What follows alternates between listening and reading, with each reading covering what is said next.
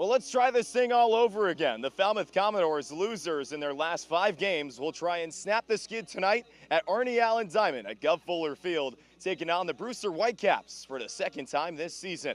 Hi, everybody. Welcome to another edition of Opening the Door, along with Logan Soforenko and Bainbridge. I'm Trey Redfield. So happy you're with us tonight for the Dores and Caps. Logan, let's talk about what happened last night. A 1-0 loss right here at the Guv against the Bourne Braves. The Bats ice cold again. And that can go for both sides of the contest last night. The Bourne Braves' only source of runs was a solo shot delivered by Matt Shaw, the Bravos' second baseman, and as you mentioned, a 1-0 ball game. But the Falmouth Commodores offense over the last 5 games have 6 combined runs of offense. However, it was very encouraging at Wareham the other night to see 4 runs of offense. That was the day after we saw Braden Taylor, Maui Ahuna, and Jack Payton all depart for Team USA, the hottest offensive players for the Falmouth Commodores. But this Brewster Whitecaps team coming into today, they had their winning streak snapped last night to another Eastern rival, the Orleans Firebirds, last night. So let's go over to the pitching now, Carter, with this Commodore team. It was awesome last night. A lot of credit for Drew Summers, who had a no-hitter going into the top of the 5th, excuse me. 9 strikeouts too, last time I checked. That's not that bad for a reliever, right? Not that bad at all, especially for Drew Summers, who was making his first start of the summer on the mound. He had only relieved prior to that, but after a leadoff error to start the game in the top of the 1st inning, Summers sat down the next 14 Braves in order before he gave up his first base hit of the whole night with 2 outs in the top of the 5th. That did break up the no-hitter, but it was Summers, it was Mikey Tepper, and it was Levi Wells who pitched a great combined game. Just that 1-0 game, again, it comes down to the Dores swinging the bats, and they couldn't do it again last night. Sometimes it just comes down to one pitch. It was a hanging breaking ball that Mikey Tepper left over to plate, and it was sent to straightaway center. And like you said, Carter, the bats weren't going last night. But trying to get it going on the mound once again is Chase Jeter, another staff night for the Commodores. One positive, though, with Chase at Sacred Heart, who's now over at Bryant going into this year. Chase was a starter at Sacred Heart.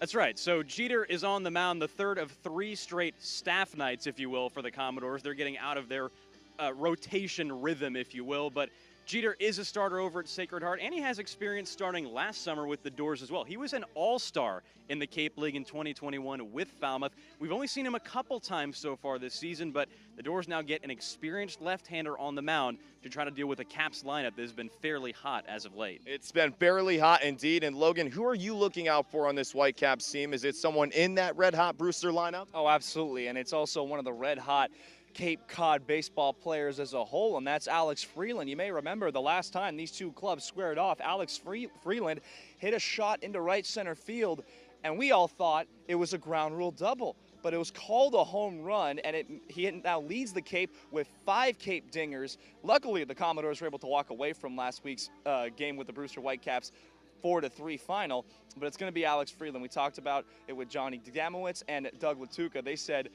this is their best guy and also one of the hottest hitters on the Cape. Well, it's going to be a fun one tonight. The Commodores are wearing the red jerseys. I'll be on the field to tell you what exactly that is all about. Logan and Carter, they'll be in the booth. It's the Dores and the Caps coming up soon.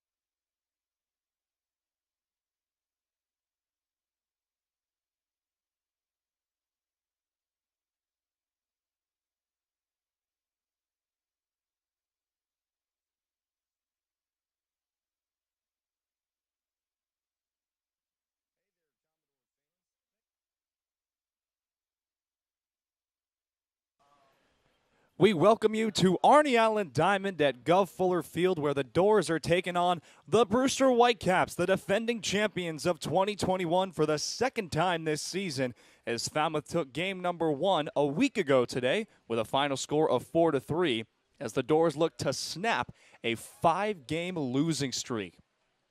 And it's great to have you with us as we welcome you inside the broadcast booth. Hope you're having a great day, along with Carter Bainbridge, Logan Soforenko with you. We'll be hearing from Trey Redfield throughout the broadcast as well. And Carter, let's jump right into things. The Falmouth Commodores coming into today, it has been a very, very tough past couple of days, but we've seen some changes in this lineup. It seems manager Jeff Trundy is looking to stack up the top parts of the lineup with the most productive hitters. Well, those most two productive hitters are Alex Mooney and Colby Halter, at least if batting average is your criteria. Those two guys, the only guys in this starting 9 who are hitting over 200, the rest laboring under the Mendoza line as the bats have been cold over the past 5 games. The Dores have just 6 runs scored in their 5 losses. It's been a tough streak, as long a losing streak as the Dores had all of last year. They're going through it right now. And in this lineup today, Drew Brutcher, Jacob Walsh, Andrew Pinckney, all batting in different spots. And we see Josiah Cromwick behind the plate instead of Jacob Cozart, who's been doing plenty of the catching duties this season. And coming into tonight for the 3rd straight day, we're going to have a, as you did on opening the door, staff night, as we have Chase Jeter on the bump tonight, who just completed his season at Sacred Heart. And we were talking about it, how he was very comfortable as a starter with Sacred Heart, but right now they want to get a quality start like they did from Drew Summers last night, who had a no-hitter going into the 5th inning. Yeah, just about the greatest start you could ask for from Summers last night. 5 innings, 1 hit, no runs, no walks, 9 strikeouts. He held the Bourne Braves in check the whole time he was on the mound. Gave up a leadoff error to start the game. Alex Moody made an E6, and then Summers sat down the next 14 hitters in a row in that game before the third baseman Wyatt Hensler broke up the no-no in that 5th inning with a single. But now the Dores are going to this staff night thing for the 3rd straight night. As you said, first it was Philip Abner, then it was Drew Summers. Both of those guys gave him pretty solid outings. So Chase Jeter tonight, a guy who did start 10 games this spring with Sacred Heart. He's had some experience collegiately as a starter. Didn't do that last summer with the Dores, but now he's making his first start this season in appearance number 4. Well, the last time the Dores and Whitecaps played each other, the Dores were sent down 16 in a row, ending that game, but they walked away with a victory. As we're ready for the pregame ceremonies as we send it over to our public address announcer here at Guv Fuller Field, Dan Fox. Before Falmouth, he would spend his childhood summers in neighboring Papaneset. Jim and his son Mike are national award-winning real estate brokers for Berkshire Hathaway. Since 1977, they have served Belmont, Watertown, Arlington, Falmouth, and surrounding communities. Jim and his wife, Aida, has done lots of traveling over the years to some of the best vacation spots on earth. As much as they love going to Hawaii and other exotic places, Falmouth is number 1 in their hearts. Jim would like to thank his family and the Commodores for this wonderful present.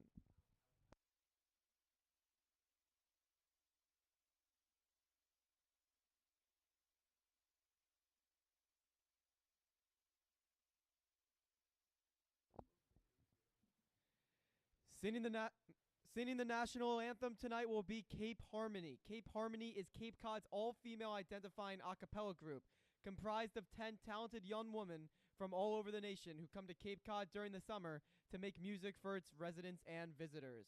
After a year off due to COVID-19, they are back on Cape and more excited than ever to be sharing their music throughout the summer. You could catch the group at one of their weekly shows across the Cape.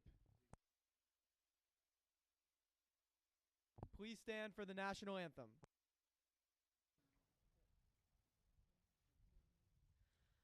Oh, say, can you see by the dawn's early light what so proudly we hailed at the twilight's last gleaming, whose broad stripes and bright stars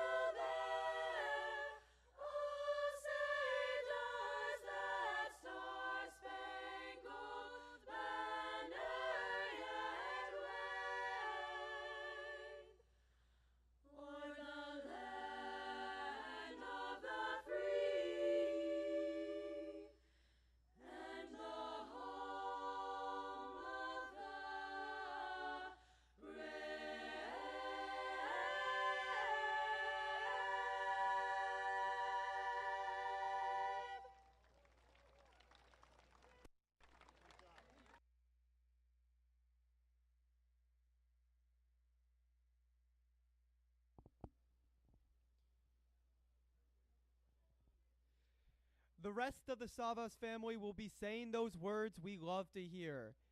Callie is 10 years old and about to enter her first year of middle school. She's an avid sports player as she loves soccer, basketball, and riding her hoverboard. Everly is 7 years old who loves all things furry and cuddly. She will be entering 2nd grade in the fall. She recently started playing softball and has big dreams of hitting a home run next spring. Truly is 5 years old. She enjoys summer days on the Cape, splashing in the ocean, and pool as much as possible.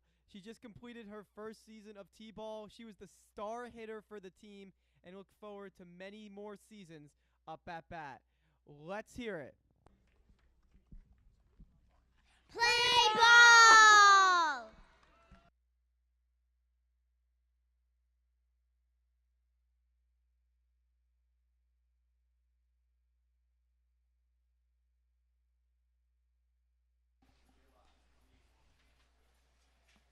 Well, that's the beauty of playing some ball 3 straight days. 3 different types of national anthems. Had the saxophone last night for the first Military Appreciation Night of the 2022 season here at Arnie Allen Diamond at Guv Fuller Field. And for more on the first one at home, we send it down to the 3rd member of our team, Trey Redfield. Trey, what do you got for us? Logan, thanks so much. For the first of 3 times this season, the Commodores will be wearing their red uniforms on Friday night.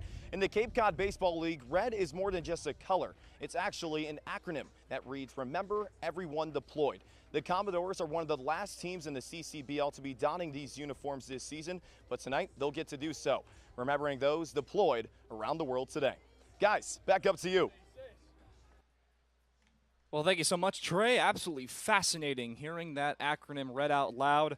As the Falmouth starting pitcher will be Chase Jeter, the lefty. He's made a couple appearances on the 2022 season.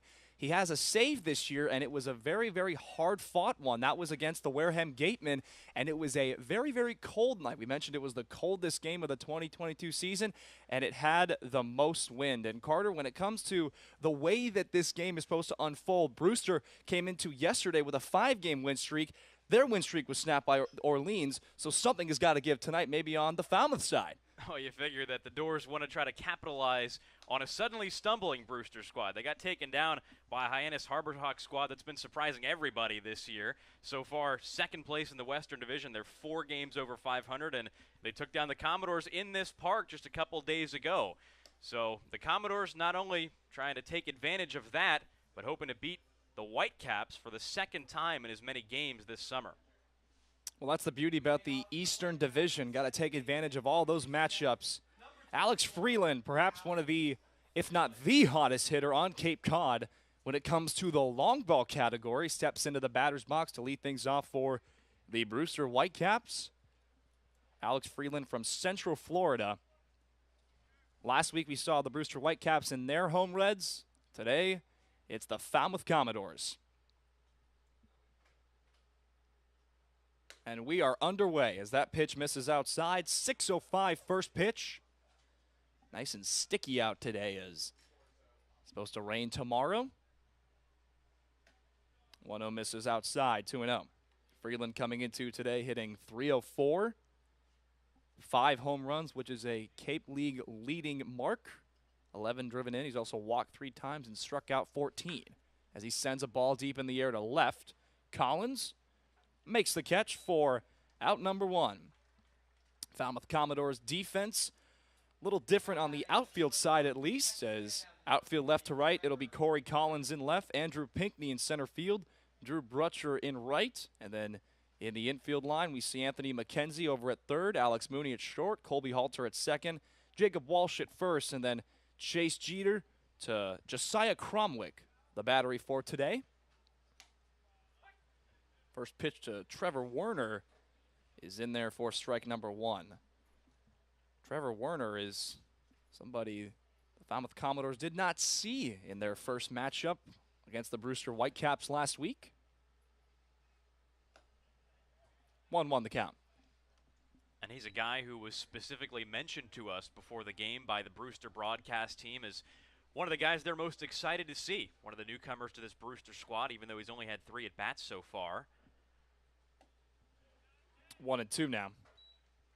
Did produce a run 0 for 3 with an RBI coming into today. Doing the shortstop duties today. Brewster in the nice teal ones. 1-2 with a broken bat. Eats up McKenzie. And we'll see how they rule that, as that bat went right behind to the on-deck hitter, David Mendham. And that's going to be ruled a base hit. So Werner is on. There's his first hit of the 2022 season with Brewster. Well, tough play over there at third by McKenzie, but you can't really blame him because he had a splintered head of the bat helicoptering over his way. It's only so easy to keep your focus on a ball that took a tough one hop off the dirt. And McKenzie, a guy who's played all around the field so far this summer. He's played some outfield. He's a natural second baseman. Now having to man the hot corner as the Dores are a little short on position players. First pitch to Mendham is down low, 1-0. The Falmouth Commodores struck very, very fast against the Brewster Whitecaps last Friday. Mendham struck out twice in that contest. It's quickly ahead in the count, 2-0. Mendham coming into today hitting .320, 3 runs driven in. He's walked once, has also struck out 8 times. Mendham from OK State. Those Cowboys. A lot of them on the Cape. The 2-0 is grounded right side, foul. 2-1.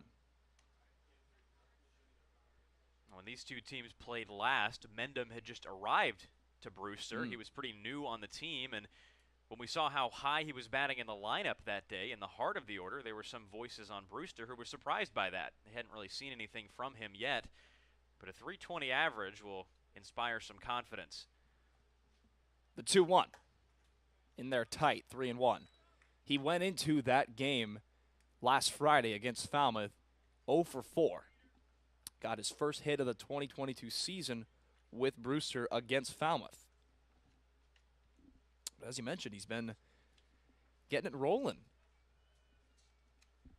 On a 3-1 pitch, Mendham grounds that one right side, right to Walsh, and he'll just step on the bag at first as the runner Werner was in motion. 2 gone.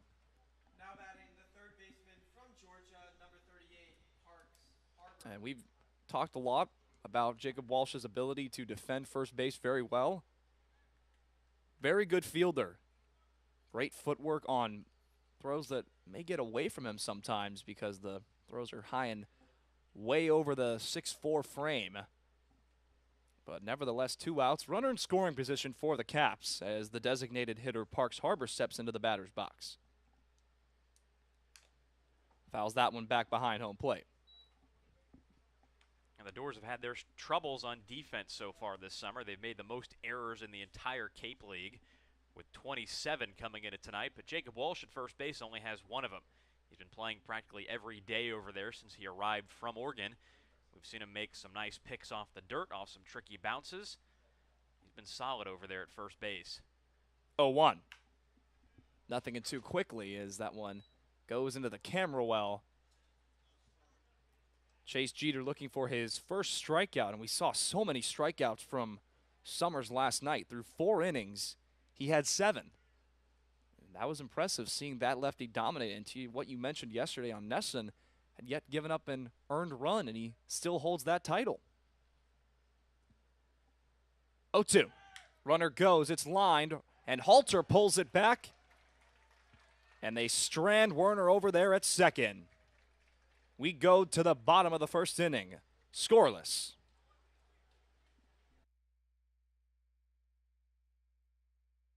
Hey there, Commodore fans. Thanks for joining us and cheering on your Falmouth Commodores. Want to take a break from the action? Come make a visit to the merchandise booth. Check us out behind home plate. We have a bunch of new designs for you to purchase, from hats to shirts, jerseys, crew necks, wine glasses, and even baby bibs. You think of it, we probably have it. From youth sizes to even adult double XLs. We have everything you need for family and friends. Be sure to come say hello and get a piece of Falmouth merch. Make a trip before we close up shop in the 9th inning. See you soon, and roll Dores.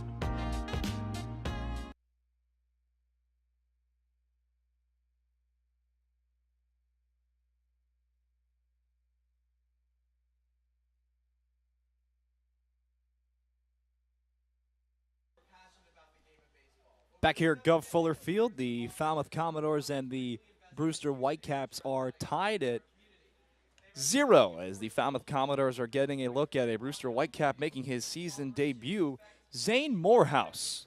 The big righty listed at 6'4", lengthy at 195. And Morehouse, a guy who just made his way over from the University of Texas, so was just with the Longhorns.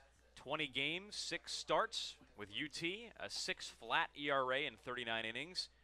In this, his redshirt sophomore spring, 26 earned runs, 16 walks, 43 strikeouts. Fastball changeup pitcher primarily, with an occasional curveball in his repertoire. And a guy who has made a lengthy journey to even get to Texas in the first place. Pitched at 2 different schools, including last year, Dyersburg State Community College. So he's made a roundabout path, not only to Texas, but also his way here to the Cape. Well, the Falmouth Commodores are going to have a very familiar sight in Alex Mooney leading things off. Shortstop from Duke, leading off. Halter at second. Corey Collins batting third. Drew Brutcher batting cleanup today. Jacob Walsh batting fifth. Andrew Pinkney batting sixth. Josiah Cromwick batting seventh. He's catching today. Jacob Cozart, his counterpart, is DHing today, batting eighth. And then Anthony McKenzie, the third baseman from Sam Houston State, batting ninth.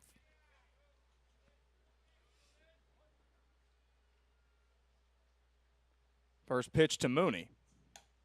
Misses outside, 1-0. Alex Mooney coming into today, hitting .230. Had a home run, 4 runs driven in, 4 walks, and 9 Ks. The 1-0. 1-1 now. He was actually given the day off, if you can believe that. The guys that produce like him, they get days off. He's given the day off the last time these two clubs squared off. Allowed him to have a big night against Wareham, where he drove in 3. On a 1-1 pitch, he'll take ball 2 over his back as he tries to kick it around with his foot.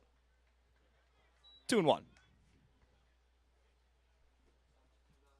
I think this lineup and choices made by Jeff Trendy tonight are pretty deliberate.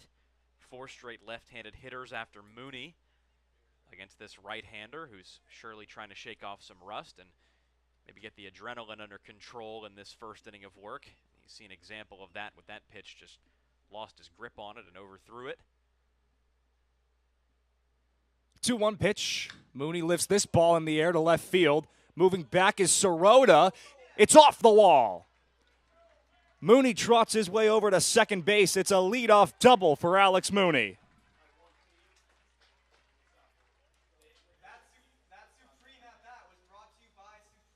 Well, that's where he hit that home run, which was the first home run hit by a Falmouth Commodore here at Guv Fuller Field the other week. But that's sometimes all you need to do as a leadoff batter. That's right. Mooney is a guy who bats leadoff because he doesn't strike out very much, but that's not the only element in his skill set that's allowed him to be one of the better hitters on this Falmouth team. That ball was hit very similarly to the home run he hit against the Wareham Gatemen a couple days ago. Just a couple extra feet would have been over the wall. Certainly not the start that Morehouse had in mind in this game, now facing a hot hitter in Colby Halter. Halter takes strike number 1. Hit it to perhaps the second deepest part of the ballpark as Jacob Walsh skied out to that part of the ballpark last night as we all thought he had tied the game in the bottom of the 9th inning with 1 swing of the bat.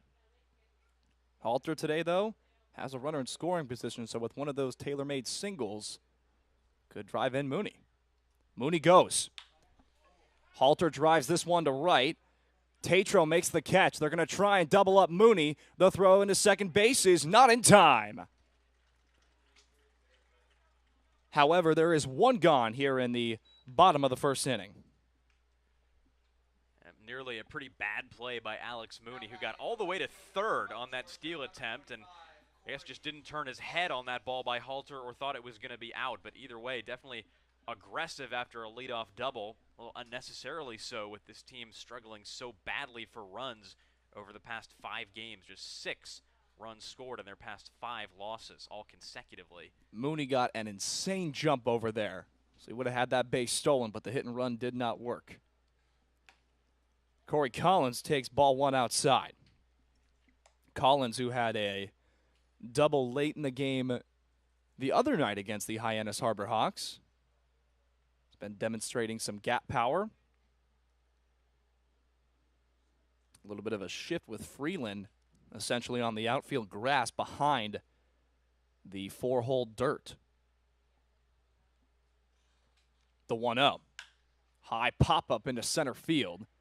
Vaz moving to his left. He's got it.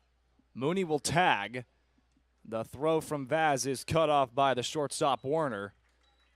And there are two gone, but Mooney is 90 feet away. Now batting the right fielder from South Florida, number 16. Again, this outfield pretty deep, all things considered. We've seen a lot of fly balls kind of die out there towards the center field part of the fence. Collins gave that ball a pretty good ride.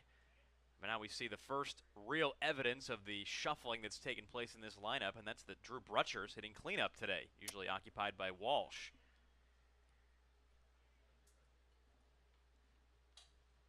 First pitch he sees is ripped in the air to right. Tatro coming in. He dives and he makes the catch. Oh, man, Grayson Tatro robbing extra bases and the Falmouth Commodores a run. As we go to the top of the second inning, still scoreless.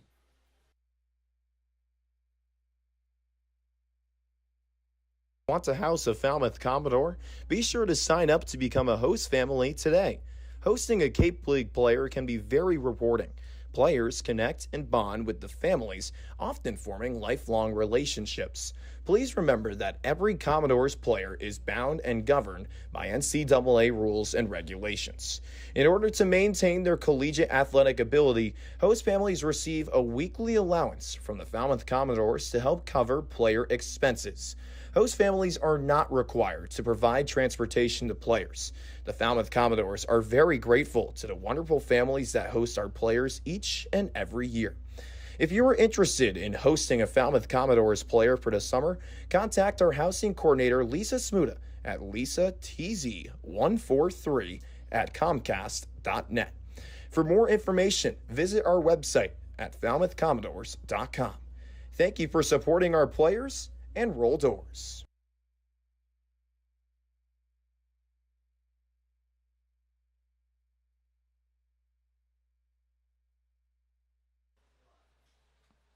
Well, the last time these two squads met up, Andrew Pinckney stole the game perhaps away from the Brewster Whitecaps, and I know we're literally in the first inning, but Tatro out there and right made a fantastic play to keep this game scoreless. Pretty similar looking play, all things considered. A diving catch made by Tatro to strand Mooney over there at third to end the bottom of the first. That's just the way things have been going for the Dores lately. They've found runs pretty hard to come by, but certainly not help when the other team is playing defense as good as that. And how fitting is it that he gets to lead off the top of the second inning? Takes a big hack at a curveball and comes up empty. Grayson Tatro coming into today hitting .273, 9 runs driven in, 5 walks, and has struck out 21 times, which is a team high in this starting 9, as he has the count even at 1 apiece. Manager Jamie Shevchik has done an awful lot with this Brewster lineup, trying to get the runs going for this team. Ground ball foul off the brick. What did you call it the other day? The brick facade? Yeah. Is that the technical term for it? Well, I think it's definitely one way you can do it, right? Yeah, that's true. There's a lot of stuff back there. 1-2. He goes down chasing, and the tag is applied by Cromwick. It is the first punchy for Chase Jeter. And we've seen that a lot, especially last night. There were a lot of pass balls that went right back to, sometimes not even the catcher, went all the way back to the pitcher. Yeah, Drew Summers had a really live arm last night, and he wasn't letting guys on base, but he uncorked a couple pitches that bounced off the brick. Just a little bit too much on him for Jacob Cozart to handle behind the plate. Mike Sirota, who is in left today, has the count in his favor, 1-0.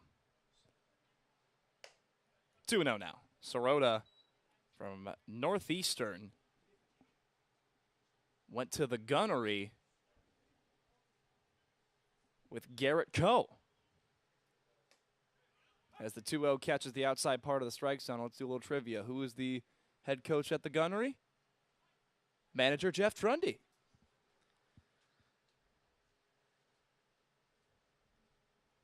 Two-one. Base hit into left field. It's a one-out single for Sirota. Had a fantastic season at Northeastern where he hit .326. Only fitting he got a hit right there with a fairly decent count. Jeter's going to have to navigate his way through a fair number of right-handed hitters tonight. Sirota just the latest, and Adkison at the plate another. But Jeter so far has had a pretty decent breaking ball. Kind of that slider that he's been throwing. He struck out Tatro on one of those. But that single by Sirota just off the end of the bat. First pitch to the catcher from OK State, Chase Atkinson. Misses down low, 1-0. Atkinson coming into today hitting .231. No runs driven in. He's walked 3 times and has struck out 5 times. 1-0. That misses low, 2-0. And that's something that we talk about, especially with the Eastern Division teams. Atkinson was not in the lineup in their last contest. It was the other catcher, Curtis Byrne. 2-0. Ground ball to McKenzie. McKenzie goes to second for 1. Over to first, delayed throw from Halter. Does not get him. But they gunned down the lead runner, and there are 2 gone on the fielder's choice. And speaking of fantastic plays that we saw, Carson DiMartini in the first contest. Obviously, we had our radio broadcast. But for all of our viewers tuning into today's stream, a little pop-up shot off the bat of Luke Boyers in foul territory near the third base coach's area. He went full extension and robbed that base hit, or that ball. First pitch to him misses inside. And DiMartini that day not just made that play, but he also got his first hit of the summer. He entered that day 0 for 7. He's found it tough sledding with the bat this summer, but did some damage to the Dores, at least that day. 1-1 now. Does have one solo shot in the Cape Dinger category, as they call around social media, the hashtag Cape Dingers. DiMartini hitting 160, 2 runs driven in, 2 walks, and to your point, 14 strikeouts. On a 1-1 pitch, DiMartini takes strike 2 for a strike as the throw is not in time. And Mooney very confused by that one.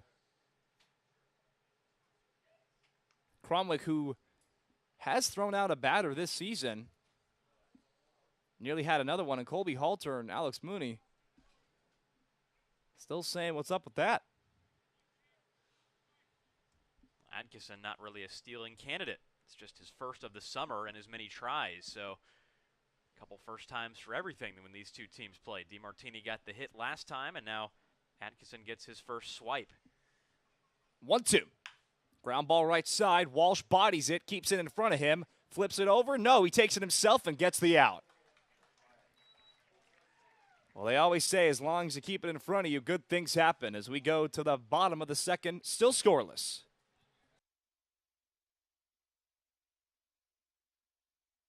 Hey Commodores fans, sharpen your baseball skills with some of America's finest players from the best college programs in the country. Clinic attendees will have opportunities to work on hitting, base running, infield and outfield play, as well as pitching and catching. Attendees will also participate in Commodores Chat, where coaches and players discuss topics like sportsmanship, academics, teamwork, and other issues important to being an all-around player. Clinics are offered Tuesday, June 21st through Friday from 9 a.m. to 11:30 a.m. 3 separate clinics will be offered for ages 5 to 14.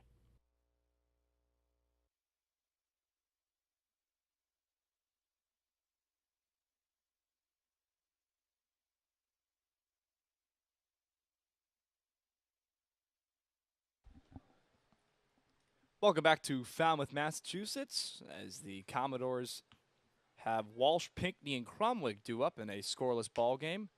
A couple of fine defensive plays on both sides to keep the game scoreless. And out of the last 5 games, 2 of them have been shutouts for the Falmouth offense. So you figure they got to get some runs right here. They had a chance back in the first. And at this stage of the game, there's no real rush for the Dores. Now they're facing off against a right-hander who they hit pretty well in the first inning as you take a look at the Brewster defense, Logan. Carson DiMartini over there at third. Talk about Werner at short. Did not see him last time. Alex Freeland, the league-leading home run hitter, at second. Mendham over at first. Sirota in left. Vaz in center. And Grayson Tatro made his presence known out there. He's out there in right field as Atkinson does the battery for Moorehouse. But Carter, it's going to start with Jacob Walsh, who nearly tied the game last night. He did. He hit it about as hard as he could, all the way to dead center field. And he's hit some bombs this season, but that's probably the hardest ball he's hit that actually went for an out. Basically caught at the center field wall with Elijah Nunez for Bourne going back to it with his numbers brushing the covering on the fence. Could have tied the game, but instead the next 2 batters went down in order, and it was a disappointing L for the Dores against the Bourne Braves in the first matchup between those 2 teams this season. Falmouth Commodores currently 5th in the Western Division, right behind the Wareham Gatemen. Falmouth 5-11-1 coming into today as Jacob Walsh digs into the plate. How about that play he made to end the top of the second, too, on the ground ball by DiMartini? First pitch he sees is inside. And to what we were saying before the break is, as long as you body up a ground ball at first base especially, you're rarely going to have an error. Pretty contested play over there as the 1-0 misses inside, 2-0. Yeah, Walsh is going to have a bruise from where that ball bounced off of him, but I think he'll gladly take that instead of an error or a possible extended inning for Brewster. I think he's licking his chops right here, too. I haven't been all too impressed with Moorehouse so far. His command is a little off. That one is rocketed foul, 2-1. And the leadoff batter back in the first inning for the Dores was Alex Mooney. He reached via a double that nearly got out of here. And we've seen some different weather than previous nights, as it's a little sticky out today. We've had some hotter days, but today it's cloudy, a little bit humid. 2-1. 2-2 now. 4th of July weekend, as the Dores have 2 home games.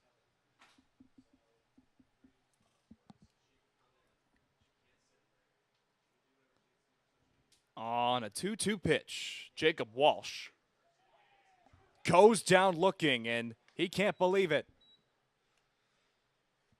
But Moorehouse comes all the way back after falling behind in the count 2-0 to get Walsh on 3 straight pitches after that. Yeah, I know I just made the comment about Moorehouse's first inning when he gave up that ringing double to Mooney and then 3 pretty hard-hit outs.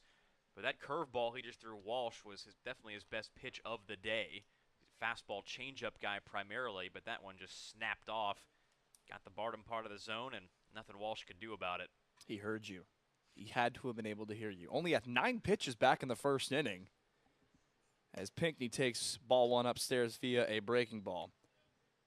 That pitch to, or that bat I should say, to Walsh was 5 pitches. On the other end for the Dores, Chase Jeter had 14 in the first, 15 in the second. The 1-0. 2-0 now. So Pinckney trying to get the opposite result from Jacob Walsh, who was ahead in the count 2-0.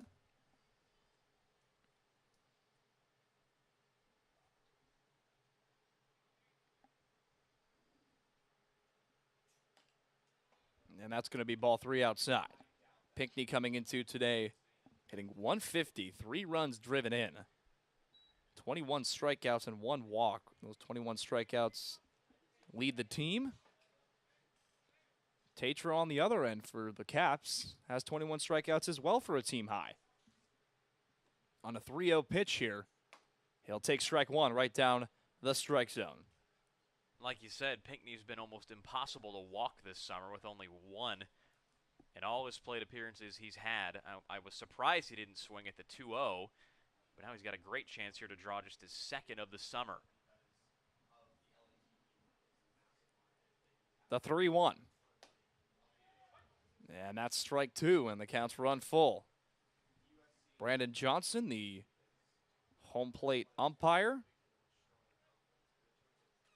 for the Friday matchup between the Caps and the Dores. A great pitch on 3-1. See if Moorehouse tries to come back and hit that spot again. 3-2 misses outside. He walked him. Well, he went to the outside part of the plate.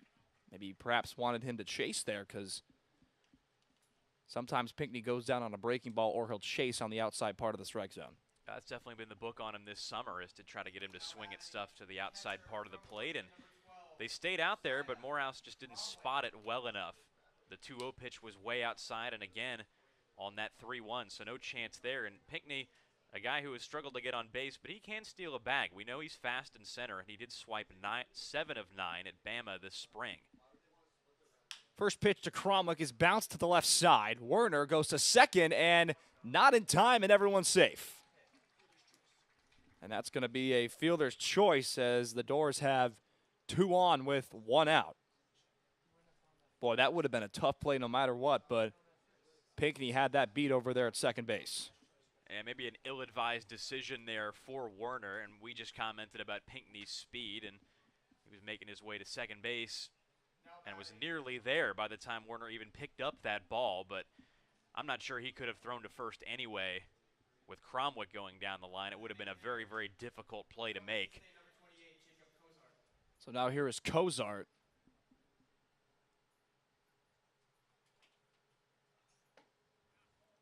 And he'll look at strike one as it catches the lower part of the strike zone. Cromwick attacked on the first pitch there. But Cozart coming into today DHing. And just like we talked about in the open, one of the non-traditional lineups includes 2 catchers hitting in the lineup back-to-back. On an 0-1 pitch here, though, Cozart takes ball 1 outside, 1-1. Well, these are the types of innings that the Dores need to capitalize on. They've got a pitcher on the mound who's struggling a little bit with his spots. They've had one guy walked and another reached via a ground ball deep in the hole and a fielder's choice. Brewster's given him some things here. They've got to now capitalize on what they've been given. Cozart had a very fine night against Wareham. The 1-1. 2-1 now, and we talked about the command starting to run these counts up a little bit. Had a 5-pitch at bat to Walsh, 6-pitch at back to Pinckney. Cromwick attacked on the first one, but 3 in this one. For just a 9-pitch first inning. You mentioned the hard contact, and that played a big part in that role. On a 2-1 pitch, Cozart lifts this ball foul out of play, 2-2. He had the pitch to hit right there. I think he knows it, too. I mean, Moorehouse hasn't given these guys a lot to hit. He's been missing inside to left-handed hitters and outside to righties, as he did to Pinckney. So it's been the east and west control for Moorehouse that's been a struggle so far in this game.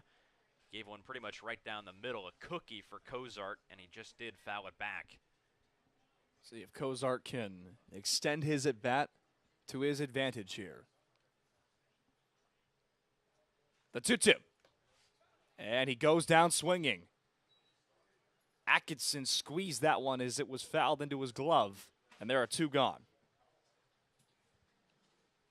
Well, to your point, that pitch that he had before, that's always frustrating as a batter when you're just unable to get that. It's the second strikeout for Moorehouse, the righty from Texas. And both the strikeouts have been on curveballs, which we heard is the pitch that he uses less, at least less than his changeup, but he might want to think about bringing that more out today. It's been effective. First pitch to McKenzie was not a curveball or changeup. Fastball right down the pipe for strike number 1. And He's got him looking, too. First one, Walsh looking. Cozart foul tipping it into Atkinson's glove. On an 0-1 pitch, McKenzie comes up empty, 0-2. Well, if you look, when the Dores have been struggling on offense, it's only so difficult to come up with an answer as to why things are happening this way. You figure guys are just going to come around, and this is baseball, and slumps happen, but when you're striking out as much as the Dores have, and they're second most in the league in that category, things do happen this way. 0-2 is popped up behind the plate. We'll do it again. McKenzie coming into today, hitting 175. 5 runs driven in. 3 walks and has struck out 13 times. And the K's, again, the big number there. I mean, just for example, last night in the 6th inning against Bourne, Dores had second and third nobody out before Collins and Walsh both struck out, and that, for all intents and purposes, spoiled that scoring chance. On no 2 pitch, McKenzie takes ball 1 outside. McKenzie was not in the lineup the last time these two squads met up, last Friday. Very different ball game, as that 4-run first inning was just enough to let them walk away with a 4-3 victory. 1-2. Gets enough to stay alive. Pickney got a little bit of a jump there over there at second base. Not with 2 down, both those guys have got to be chugging. Pinckney at second and Cromwick over at first base. At the very least, the Dores have made Moorehouse work here. This second inning hasn't been nearly as easy as his first was. McKenzie's got to shorten up here and just try to plunk one in anywhere in the outfield. All 3 guys are playing fairly deep. 1-2 again. He goes to the breaking ball again. He strikes out the side. As we go to the top of the 3rd inning, still scoreless.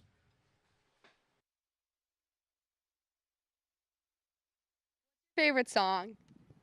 My favorite song. Proud to be an American. And I'm proud to be an American, where at least I know I'm free. And what's your favorite breakfast food? Oh, my favorite breakfast. On the West Coast, I don't know if it's a thing back east, but Spam. Wheels or doors? I think wheels, honestly, because you use wheels like more than I feel like you would use doors, because if you're moving things around, more than likely it's on a wheel. Welcome back to Guv Fuller Field. The transfer portal has been something college baseball players have been taking advantage of recently. Just on the Commodores, Lucas Gordon made the move from Texas to Texas A&M. Jerron Watts-Brown is still looking second home coming out of Long Beach State. And there's also Chase Jeter, who's on the mound tonight for the Commodores. He's been through this process twice, going from Dartmouth to Sacred Heart and now Sacred Heart to Bryant. Talking to Jeter before the game today, he told me his 2 trips to the portal were entirely different. He had to sit out the 2020 season at Sacred Heart, but now going to Bryant, which is now in the America East, he can just go straight into playing his final year of eligibility. Guys, college baseball is entirely different, but the portal makes it a chess match. Well, that is certainly the truth right there, especially with one of the biggest faces of baseball in 2022, Tommy White, NC State Wolfpack member, transferring over to LSU. And there's obviously not only just the transfer portal, but the way college sports are now. The move of UCLA and USC officially moving over to the Big Ten. It is a new game, but that's the beauty of collegiate sports. So Javier Vaz, the center fielder, who the Dores did not see last time, steps up into the batter's box, the 9-hole hitter, to lead off the top of the 3rd inning. Still scoreless here. Along with Trey Redfield, our field reporter, Carter Bainbridge. Logan Soforenko with you. Chase Jeter on for his 3rd inning of work. And that's going to miss outside, according to home plate umpire Brandon Johnson. 1-0.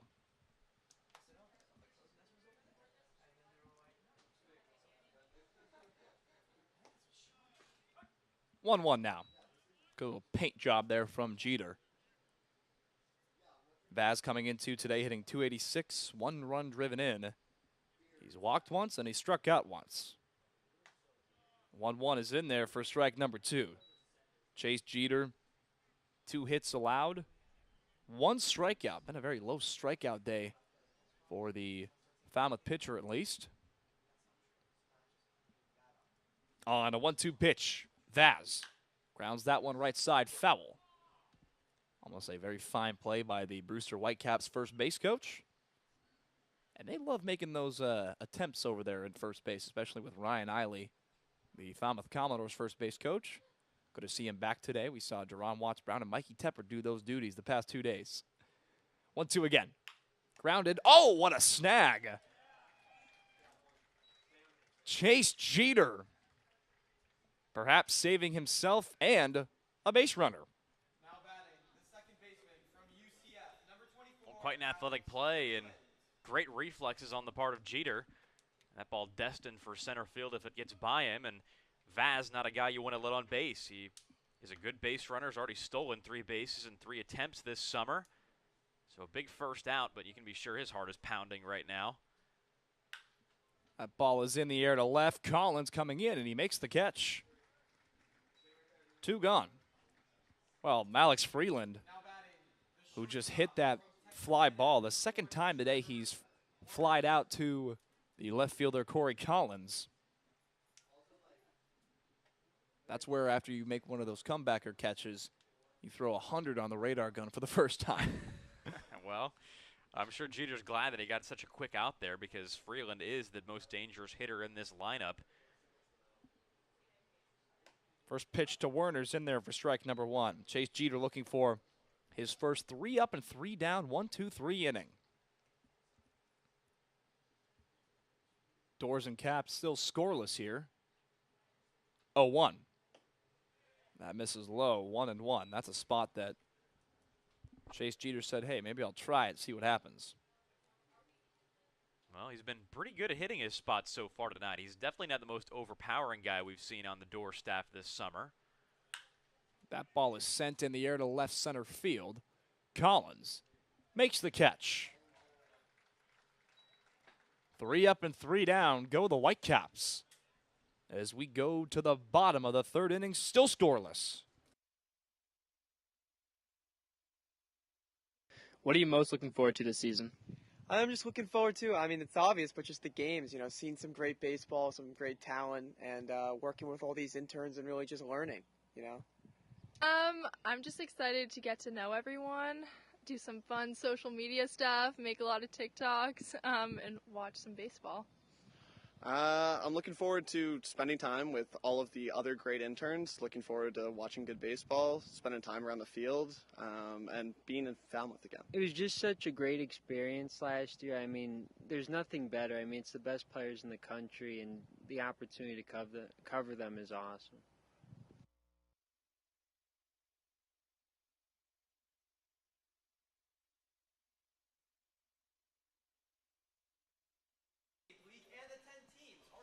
Welcome back to Guv Fuller Field as the Falmouth Commodores and the Brewster Whitecaps are tied.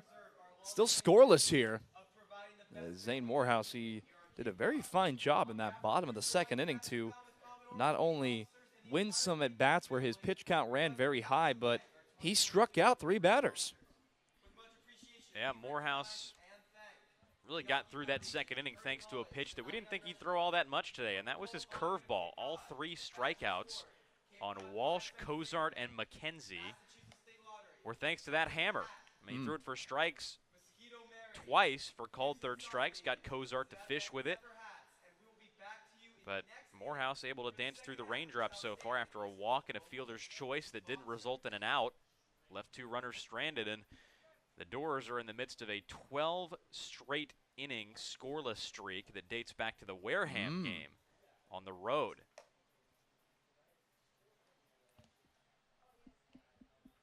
Or rather, the Hyannis game, that is. We know Alex Mooney's the leadoff hitter, but it seems that in a game, he usually does it 2 or 3 times, and he's going to do it for the 2nd time today. He just missed a home run back in the 1st inning, so perhaps the Duke shortstop can get a good look on the Longhorn Texas man the second time around. He rips a breaking ball to left. Coming in is the left fielder, Sirota, and he makes the catch. One pitch, one out for the Falmouth offense. Well, that left field area has been very busy. A lot of right-handed batters pulling the ball over there. Corey Collins, in particular, in the Falmouth defense, has already had to make 3 putouts over there. Mooney, a guy who usually pulls the baseball, puts it in play hard, but not enough on that one. So now here is Colby Halter, who flew out to right field on 2 pitches. As he fouls that one right back behind home plate. 0-1. Colby Halter, we mentioned Mooney having the first home run for a Falmouth Commodore, Guv Fuller Field. Colby Halter had the first home run for the Falmouth Commodores. That was all the way back at McKeon Park against the Hyannis Harbor Hawks. 0-1. 1-1. And that looked like that got under the face mask of home plate umpire Brandon Johnson, and he might have cut himself. Either that or he got some dirt up in his mouth. But speaking of Hyannis, I'll take a moment to amend that stat that I read, because the last time the Dores scored was that home run by Andrew Pinckney at this ballpark against the Hawks. Solo home run in the 7th inning of that game. The Dores were scoreless the final 2, then were shut out by Bourne. So coming into this inning, 13 consecutive scoreless frames, including that shutout yesterday. And the first 2 zeros on the board today. Well, good to see Brandon Johnson do okay. He was pointing, according to our third base camera, he was pointing right to his tongue. And I don't care if there's no blood. You bite your tongue, that's not fun. That does hurt. That is a stinger. It's even worse when you keep biting it afterwards and you can't stop yourself. And that's number 2 right below stepping on a Lego, barefooted, or in socks. So the count even at 1 apiece with Colby Halter.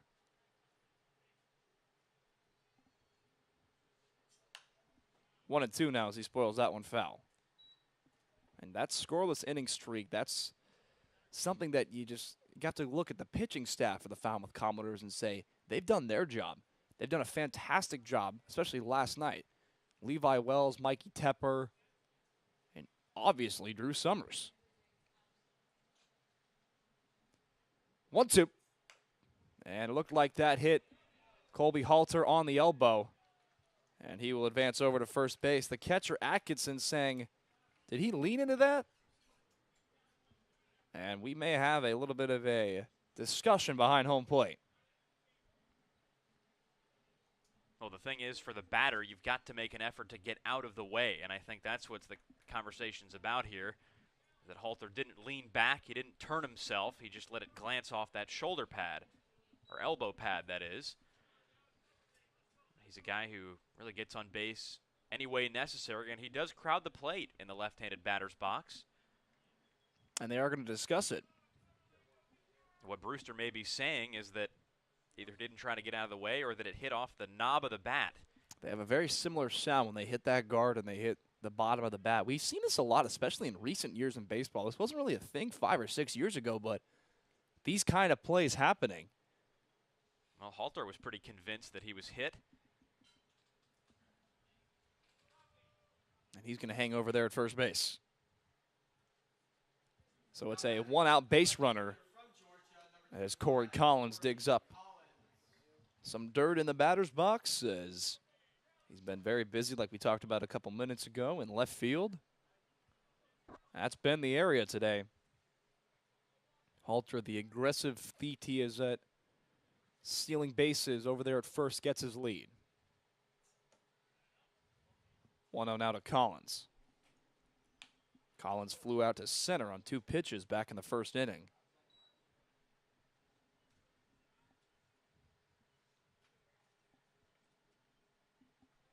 Dores trying to just get something offensively here. The 1-0. Breaking ball is in there for strike number 1. unquestionably Morehouse's best pitch today, Yeah. especially when he throws it for a strike. Kind of reminds me of Levi Wells when he throws his curveball for a strike and when he's really going well. It's just another thing for these hitters to think about, and you can't be prepared for that pitch when it just comes sizzling in. Grounded left side down the third base line, a fair ball. Halter nearly tripped over second. He's into third standing up. Collins is into second standing up. And they're at second and third with one out. And you knew the second that left the bat, DeMartini over there at third said, I am not getting this ball. DeMartini was playing a little bit too much towards the hole to get back to the bag in time. I think even if he was closer, he wouldn't have had a play on that ball. Might have thought it was going foul at first glance, but in any event, down the line for a double for Collins, who has been swinging the bat better as of late. Had a base hit yesterday. And now a great chance for the Dores to finally break through out of this scoreless inning slump that has extended to 13 1/3 innings. That was the 7th inning against the Hyannis Harbor Hawks Wednesday night. First pitch to Brewster is inside, 1-0. Brewster flew out to right on that spectacular catch by Grayson Tatro. Brewster trying to get the Dores on the board first. 1-0. 1-1 as he rips that one foul the other way. I think Morehouse is feeling that curveball a little bit more, going to it on a fastball count there. 1-0. Brewster at least got a bat on at that time. But this, one of the times that they've got to break through, especially against a pitcher who's making his season debut. If it comes down to confidence, you have to think that the Dores are definitely feeling that right now. Brewster with 1 home run this year. The 1-1. Popped up foul out of play. And here's where having Brewster in the 4 spot and Jacob Walsh in the 5 spot could actually work out in Falmouth's favor.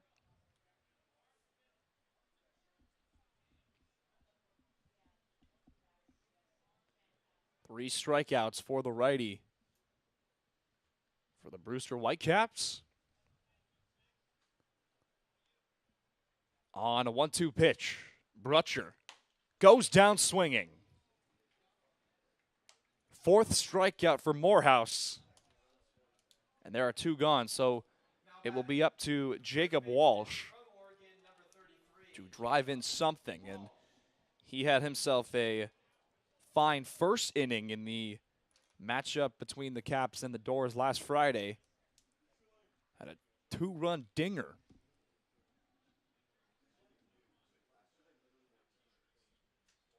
Halter over at third, Collins at second. First pitch to Walsh is hit in the air to left. Sirota coming in. He's got it. The Dores strand a couple more as we go to the top of the 4th, still scoreless. What's your hottest take? Hottest take? Hottest take is that a straw has 2 holes, not 1. What is your favorite place in Falmouth? My favorite place in Falmouth right now, I would say, is Shoreway Acres Inn. A bunch of us, the interns, are staying there, and we're having such a great time getting to know each other. Can you give me your best British accent? Scott Sterling. Is cereal a soup? No, it's cereal. It's its own thing, right? What soup have you had with milk in it?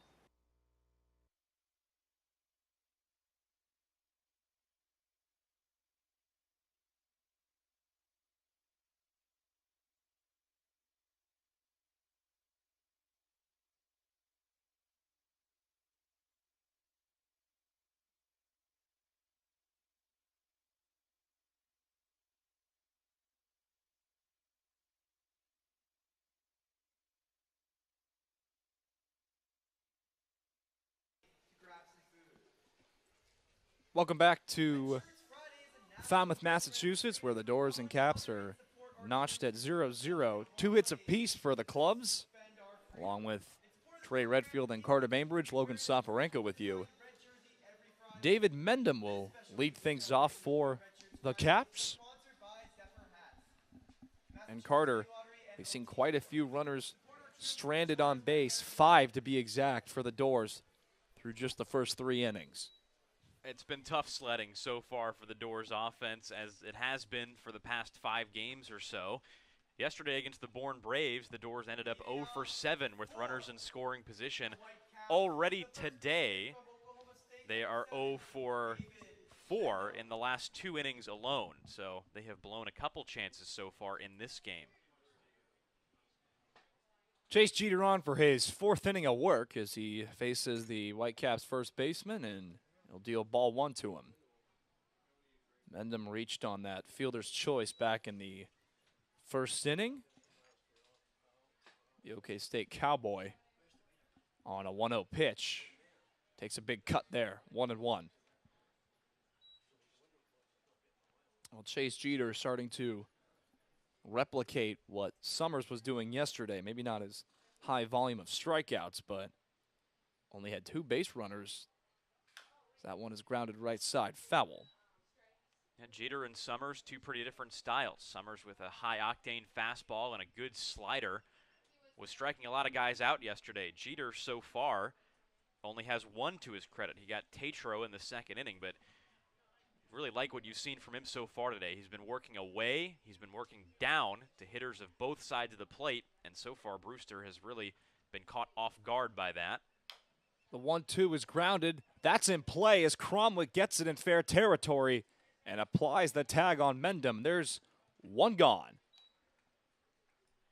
Yeah, that an unusual play for Mendham, who thought it was a foul ball and might have had a decent argument, but he's also got to be a little more alert as he heads down the first base line. That was a fantastic IQ, high IQ play by Cromwick. As he waited and made sure that was in fair territory, didn't let that thing go back foul, and applied the tag. Again, you're going to see an example here with Harbor, a right-handed hitter. Jeter's probably trying to work him away. He goes to the breaking ball for strike number 1 on Harbor, the DH, who lined out to Halterd back in the first inning, as he is got a count even at 1 apiece. Good spot there from Jeter. A little closer, but he's working the right-handed hitters outside. So far, they haven't been able to cope. That ball is sent in the air to center. Pinckney makes the catch.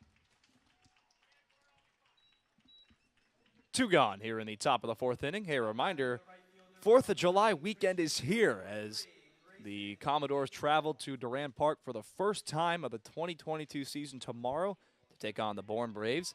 Sunday back at home against the Katuitt Kettleers, and then we go to their house on 4th of July. And then we are off on Tuesday. Tomorrow's game, I'm not going to talk about the forecast because usually it changes, and we know that from game number 2 of the regular season, as that one skips away from Cromwick for ball number 1. We said game number 2 against the Katuitt Kettleers was a lot of rain, and it was clear skies the entire game. Yeah, ended up being great, so we hope that that stays the same tomorrow. Again against the Bourne Braves, playing them twice in 3 days. 1-1 the count now. Last time we saw that was the first 3 games of the season where the Falmouth Commodores played the Harwich Mariners 2 times in 3 days. It's Grayson Tatro, as you mentioned just a couple minutes ago, the only strikeout victim of the day. As the 1-1 is sent up the middle for a base hit. It's a 2-out knock for Tatro. Just the 3rd hit allowed by Chase Jeter. Well, it speaks to the intelligence of Tatro as a hitter that he saw the strikeout in the first at bat and came into this one with adjustments made. So Jeter worked in pretty much the same way, thinking away, thinking down. Tatro didn't try to pull the ball. Instead, he waited on it and just served it into center field. So now here is Mike Sirota, who had himself a single back in the 2nd inning.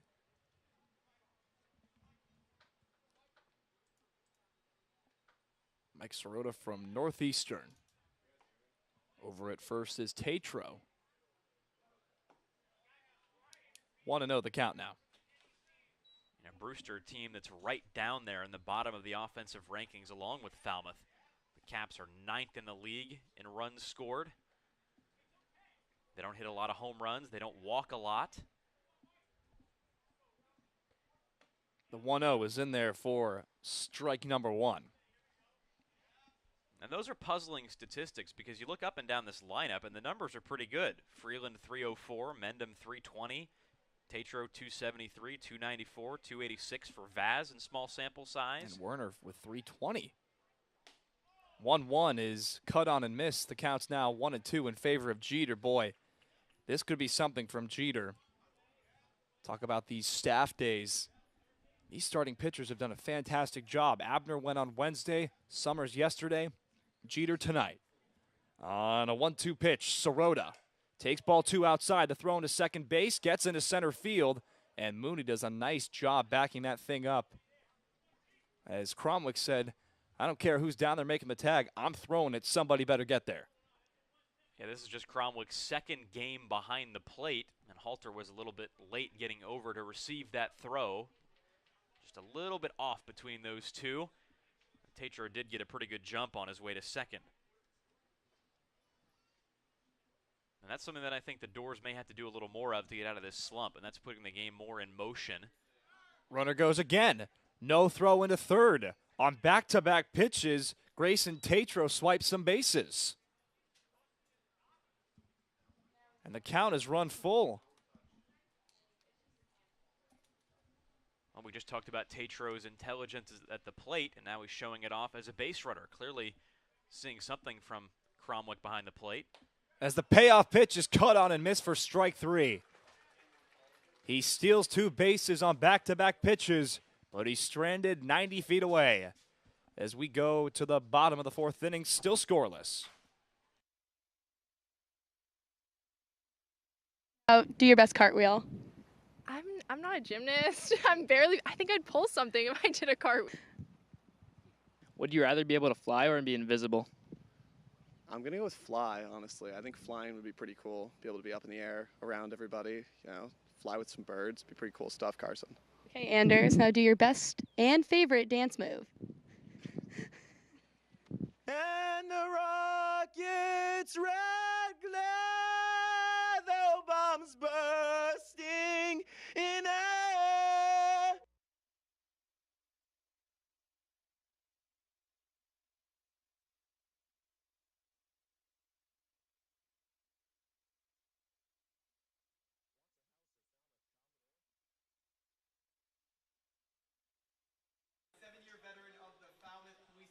We are still scoreless as we head to the bottom of the 4th inning here at Guv Fuller Field between the Falmouth Commodores and the Brewster Whitecaps in this cross-division matchup.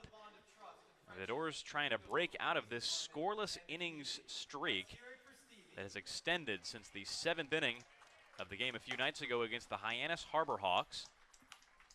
Now up to 14 consecutive scoreless frames for the Dores, but they've had their chances today, Logan. And especially when it comes to the base runners. 5 runners stranded. And give some credit to Corey Collins. He's been finding his way, especially in the doubles category these past couple of games. Well, Collins had that double back in the 3rd inning, but was stranded at second base after Brutcher struck out and Walsh flew out to left. The right-hander Zane Moorehouse back on the mound for his 4th frame. He's been pretty effective today, but has had to work around some hard contact, and his command has gotten better as he's gone further into this game. It was a little shakier early on. Worked around a 2nd and 3rd and 1-out jam in the 3rd. And Andrew Pinckney at the plate, who walked his first time up to lead things off here in the bottom of the 4th inning. No runs on 3 hits for the Caps. No runs on 2 hits for the Dores. They are desperately trying to break out of this funk.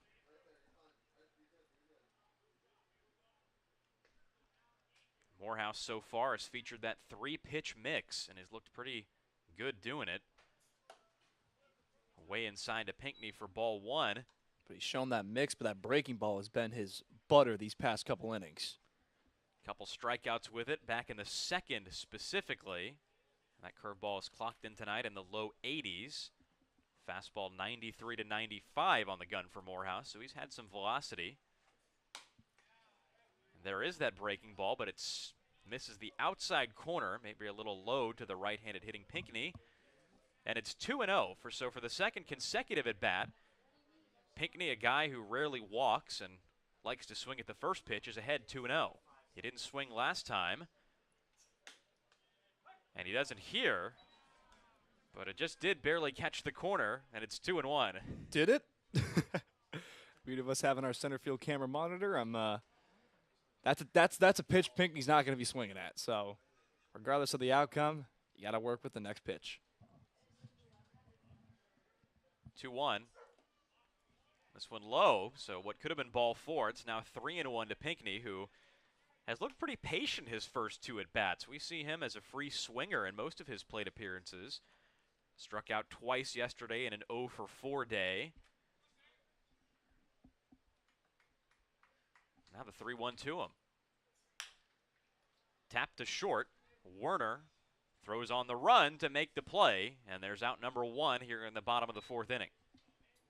Well, you got to give credit to, I know Chase Jeter is not necessarily the highlight man right now, but he has not walked a batter.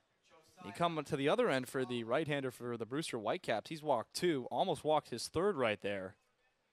But check this out behind home plate. They're actually fixing the communication system from the dugout and the catcher Atkinson as Cromwick steps up. Yeah, it's not the first time we've seen that earpiece, but I'm not sure every catcher who comes in here does wear it. Of course, it is legal. Some catchers seem to like it a lot. Ball skips away from the Falmouth bullpen, and it's thrown back to Garrett Coe, left-hander loosening for Falmouth. Chase Jeter, left-hander on the mound, at least to start this game, has been effective so far. As Cromwick grounds this pitch to short again. Similar play for Werner, and he makes it well in time for out number 2. Well, Cromwick had a pretty quick at-bat, and that's been the case most of the day. First 14 at-bats by Falmouth hitters against Moorehouse went 3 pitches or fewer. Well, he's seen 2 pitches, and he reached on a fielder's choice the first time up and grounded out there. So sometimes that stuff just happens. When you like that first pitch, go for it. Jacob Cozart with 2 down, nobody on, shows bunt and takes a ball. 94 on the radar gun from Moorehouse, who to this point has allowed 2 hits. Both of them doubles. He's walked 1 and hit another, but no runs on the board for Falmouth. 1-0 is way off, and it's 2-0. DeMartini at third came jogging in on the grass before that second pitch, but now he's back to normal depth. Cozart not really a drag bunt candidate. Not afraid to show it and fake it, though. And Dores have got to try just about anything here. Cozart taps this one foul to the right side, and it's 1-2.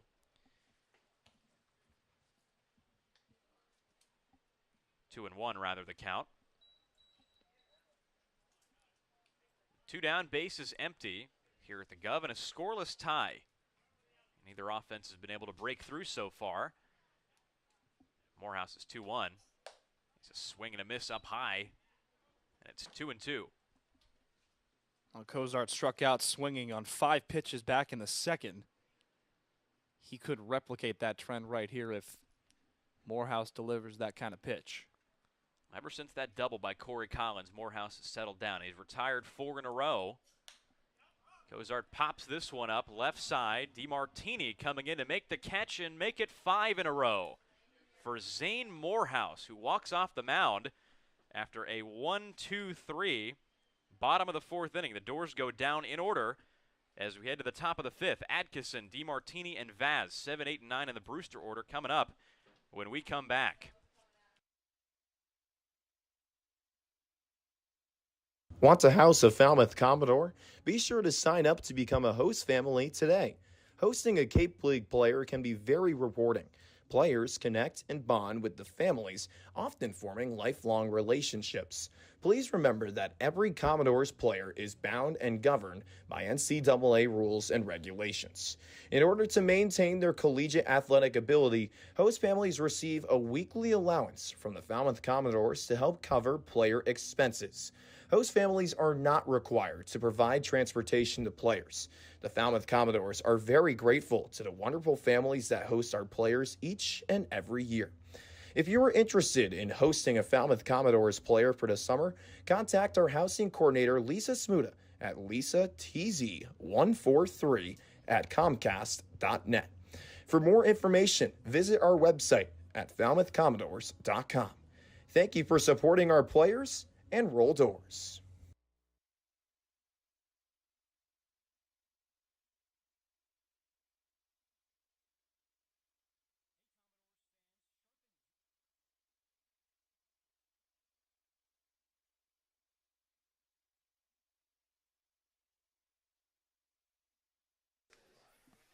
Well, we're rolling right along out here at Guv Fuller Field between the Falmouth Commodores and Brewster Whitecaps.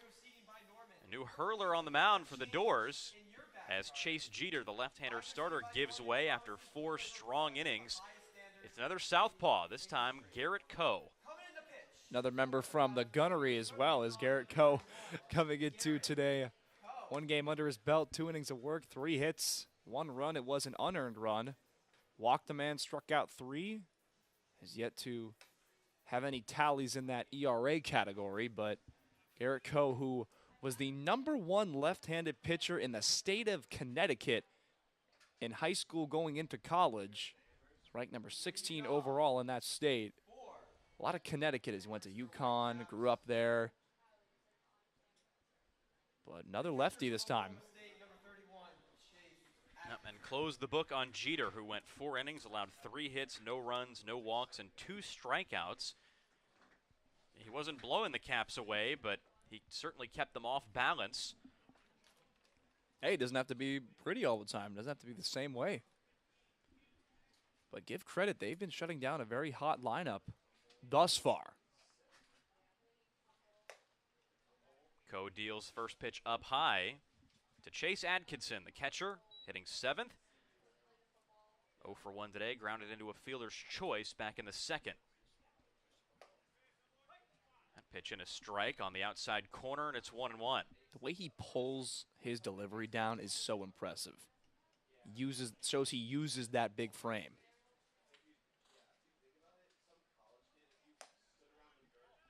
Missed a little high, and it's 2-1 to Atkinson. He's got a big frame, too. I mean, you use that expression, 6'6", 255 pounds. So an imposing presence. 2-1. Foul to the right side, and it's 2-2. 86 on the gun from Coe. Someone almost just made a very nice catch in the stands. Good crowd on hand for a Friday night here at Falmouth. Base is empty, nobody down, top of the 5th. 2-2 is popped up foul right side. Walsh and a couple others giving chase, and it does land in fair territory as Brewster couldn't make a diving play, and Atkinson makes his way to second base with a double. This takes us back to opening day. There were a lot of pop-ups like that that dropped right in front of the line where you saw 3 defenders all collapse, and 3 defenders, 1 baseball dropping in for a base hit. This is the first time we've actually seen the leadoff man reach in hitting fashion. The first time anyone has actually reached in general today when it comes to the Brewster lineup. And it was first baseman Jacob Walsh who started giving chase to that ball in foul ground. But if you take a look at that American flag beyond the Falmouth bullpen, it's stiff as the wind is blowing from right to left across this field. DeMartini pops it up this time on the infield. It's Mooney to make the catch for out number 1 here in the top of the 5th, and a big one as Atkinson can't advance. Well, you mentioned it in the 2nd inning, how the Brewster broadcast team, Doug Latuca and Johnny Gadamowicz, they say that this kid right here, Javier Vaz, has a lot of good stuff, and they're really excited to see him. The Dores and Caps, in their last contest, Vaz was not in the lineup, and he wasn't even with the team yet. But he's hitting 9th today, lefty hitter against the lefty Co, and they really like what Vaz is bringing to the table to this lineup. First offering to him is in for a strike on the outside corner. 0-1 the count on Vaz, who entered this evening a .286 hitter with only 14 at-bats, so small sample size, but also 3 stolen bags. Just made his way over from Vanderbilt, where he excelled this spring as a sophomore. 0-1 is popped up, foul ground, back of the plate. Cromwick giving it a look towards the netting, and it's out of play. 0-2 the count. He was the batter in that wicked line drive that went right back to Jeter. Talk about the pitcher catching their breath. The hitter sometimes catches their breath too, because then the human side really takes over there. Yep, Vaz hit that ball hard. Right back to Jeter, who basically had to throw his glove up and hope. Atkinson at second, 1 down, top of the 5th. Fouled back by Vaz, who grimaced as he got just a piece of that one. And the count's still 0-2, so Garrett Coe trying to get through his first scoreless appearance of the season. His first outing against YD back on the 26th. He did give up an unearned run in 2 innings, struck out 3. 0-2. Popped up again back of the plate. Cromwick loses the mask, trying to follow it, but it's out of play again. Over by the scout section. And the count stays at 0-2. And this is pretty much in line with what we heard about Vaz, is that he hits in the number 9 spot, but he's essentially a second leadoff hitter in this lineup. Yeah, Coe wanting that at bat to be over right there, because he was screaming at Cromwick saying, hey, you maybe had room, as he screamed up, behind you. But unfortunately not enough real estate for the Oregon catcher. 0-2 the count still on Vaz, who's been able to stay alive. 0-2. Lined hard, foul to the right side and into the Falmouth bullpen. A couple fans make a try at it. But Coe's going to have to try again with Vaz, who is putting up a good at-bat here with a runner at second and only 1 down. And that was an interesting circumstance right there. Chase Atkinson got a really lengthy secondary lead. His teammates telling him to step off, and Garrett Coe says, no, I want to attack him. 5-pitch at-bat here. 0-2 again. Flied to left center field. Collins heading back to make the catch for out number 2 as Atkinson retreats, but another hard hit ball off the bat of Javier Vaz. And the top of the Brewster order coming back around with Alex Freeland. That is the 4th flyout to Corey Collins today. And Collins, who has been DHing a lot these past couple of days, getting a lot of reps out there. And a guy who is primarily a catcher and DH over at Georgia, having now to get his feet wet out in left field, but it's not like the Dores haven't done that before. They've slotted Anthony McKenzie out there a couple times. Alex Freeland at the plate, who takes down low. This was a victim of 2 of those flyouts to center, or to left field, I should say. Ball 1, right. And he's been forced to bat right-handed in each of the 3 at-bats so far in this game. Freeland with the 5 home runs, all of them have been hit from the left side. And they have him turned around here. 1-0 floats over the outside corner, and it's 1-1. And you can't tell me that switch hitters don't have a comfy side. I mean, obviously, Anthony McKenzie, switch hitter for the Dores, hit his home run from the left side. Be curious to ask him what his preferred side would be. Halter playing Freeland a little bit towards the bag at second as that pitch tails outside. It's 2-1. I gotta tell you, I really like what I'm seeing from Cromwick from behind the dish. Not afraid to throw guys out. Should have had 2, but he has 1 in just 2 games behind the dish. And he's been calling a good game so far. 2-1 is a little low. And I say that not because we can really quantify it. We don't have a chart. But you said earlier just how good this Brewster lineup has been recently, not necessarily the whole year. but they finally straightened things out with some more consistent hitters. Underrated part of being a catcher is guiding pitchers through the game. Coe's 3-1 is low this time, and they don't mess around with Freeland. Instead, he walks. Runners now at first and second with 2 down here in the top of the 5th, and Trevor Werner coming to the plate. And that tells you how weird the East Division is. Brewster, who is now just 1 game over 500, they're number 2 in the Eastern Division. Just 2 games, I should say, or I guess 4 points if we're going that number, behind YD. Yep, Chatham is the worst in the league. Harwich has been very disappointing, 5 under. Orleans only 1 game under. They've been hot and cold. First pitch to Werner is in for a strike, and it's 0-1. And the West is a little more defined. You know how good Katuitt is. Hyannis is kind of a tough out. They've been a surprise. Bourne has struggled to get their footing, and then Wareham and Falmouth have been battling for 5th place the summer so far. 0-1 is skied high to the right side, well out of play, and it's 0-2 on Werner, who's 1 for 2 today. Got his first hit of the summer back in the first inning, and then flew out to end the 3rd. Righty bat against the lefty Coe. And the bad news for Garrett on the mound is that he's got 2 more righties on deck and in the hole, Mendham and Harbor, with runners at first and second and 2 down.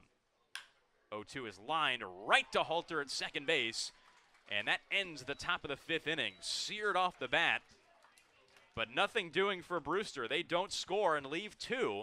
We head to the bottom of the 5th inning. McKenzie, Mooney, and Halter coming up when we come back in a 0-0 game. Hey Commodores fans, sharpen your baseball skills with some of America's finest players from the best college programs in the country. Clinic attendees will have opportunities to work on hitting, base running, infield and outfield play, as well as pitching and catching. Attendees will also participate in Commodores Chat, where coaches and players discuss topics like sportsmanship, academics, teamwork, and other issues important to being an all-around player. Clinics are offered Tuesday, June 21st through Friday from 9 a.m. to 11:30 a.m. 3 separate clinics will be offered for ages 5 to 14. Welcome back to Guv Fuller Field. Alex Mooney is due up in this bottom half of the 5th inning, which means it's a perfect time to talk about his journey at Duke University. I got the chance to talk to Joe Mooney, Alex's dad, last night, and he told me that he and Alex made a commitment when he dropped him off in Durham, North Carolina. No slacking, no leaving, none of that, and Alex has taken advantage of it. He hit 400 in ACC play, getting better season gone along, and he was doing this while getting up at 6 a.m. for early morning workouts, along with studying at the Coach K Center up until 1 a.m. Mooney has certainly taken advantage of his opportunity here at Duke University, and it's only a matter of time to see what he does in his sophomore season. Guys, back up to you. Well, Alex Mooney has certainly been one of the more electrifying players in the Falmouth lineup so far this summer. A guy who has sprayed extra base hits around the park and puts the ball in play hard seemingly every time he comes up to the plate. He's due up second in this inning, so we're going to have a chance to see him hit in the leadoff spot again. Anthony McKenzie, Alex Mooney, and Colby Halter are your first 3 hitters against Zane Moorehouse on for inning number 5. So Moorehouse today has given up some hits, some base runners, some hard contact, but through it all, he's had good stuff. And Falmouth has yet to break out of this slump that they've been in for 5 games plus, but specifically the past 3 games. 15 consecutive scoreless innings now as we head into the bottom of the 5th in this game. McKenzie checks his swing. They appeal to third, and John Petula says he went 0-1. Falmouth Commodores in the 4th inning. It was the first time they did not have a base runner. They went down 1-2-3. Pinckney, Cromwick, and Cozart, 2 ground balls and a pop out. McKenzie batting left-handed as a switch hitter here. He grounds this one over the mound. Werner comes into his left to make a strong throw on the run to gun down McKenzie for out number 1 here in the 5th. Well, we talked about the hard contact. That was not hit hard enough at all, allowing the middle infielders to collapse and say, who wants it? Let me retire him. And now Alex Mooney, the guy Trey just had so much to say about down on the field, bats with the bases empty and one down against Moorehouse. Fouled off to the right side, pitch number 1 to the Falmouth shortstop. And it's 0-1. Mooney so far today, 1 for 2 with a double, was stranded at third back in the first inning. Not afraid to swing it today. He's due. 0-1. Breaking ball stayed high for Moorehouse, and that's been a quality pitch for him today. At least when he's been in jams, he's been able to drop the hammer on some of these hitters in timely fashion. That one stayed high. Mooney now ready with a 1-1 count. Bounced in front of the plate, and it's 2-1. But what Falmouth may have to do to get itself up and scoring again is to maybe just get a little more inventive on the base paths. They're a team that does run a little bit. They're not towards the upper half of the league in stolen bases. They're 6th in steals with 18 so far. Been caught 7 times in 17 games. 2-1 is popped up right side. Mendham and Tatro in right giving it a look. Instead, it's the second baseman Freeland out to make the catch in shallow right field for out number 2. Hey, as long as you're communicating, if you get it nicely, so be it. So Moorehouse, who got himself into a jam in the third with a hit batter and a double, has now retired 7 Commodores in a row, dating back to the third inning, and Colby Halter is now the batter with 2 outs and the bases empty.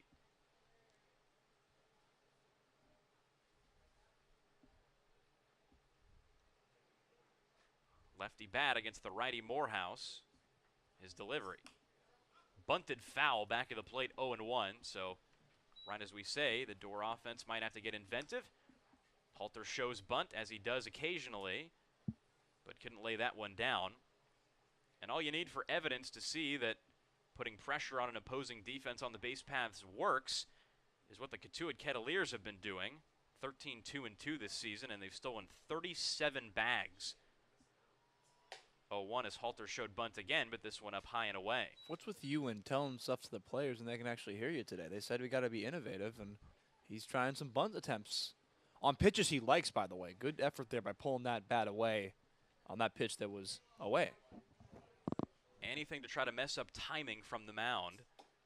Down and in, and it's 2-1, but Halter, a guy who does a lot of stuff like that. We've seen him call time occasionally in the box, too, to try to disrupt a pitcher. And like what you were saying, it basically is a matter of getting the pitcher off rhythm because he's at risk of going 3 up and 3 down for the second straight inning for the Dores. 2 down, bases empty. Halter trying to snap this scoreless streak. 2-1 pitch, line to left, base hit. Halter on for the second time today, his first single. And the Dores have a 2-out base runner here in the bottom of the 5th inning. Well, the ability to go the other way for the Dores today has been very, very on display because Corey Collins had that double down the third base line that was the other way. He was stranded, but a double here could bring in Halter, and we'll see if that's it for Moorehouse. Might just get a mound visit here with 2 outs. It very well could be, with 3 left-handed hitters coming up in Collins, Brutcher, and Walsh. Let's see if Moorehouse can talk his way into staying into this game. It doesn't look like he will. Halter over at first base, a guy who can steal. And a couple good lefties coming up at the plate for the Dores, starting with Corey Collins, who is going to have to wait here for a second as the Caps talk over their strategy.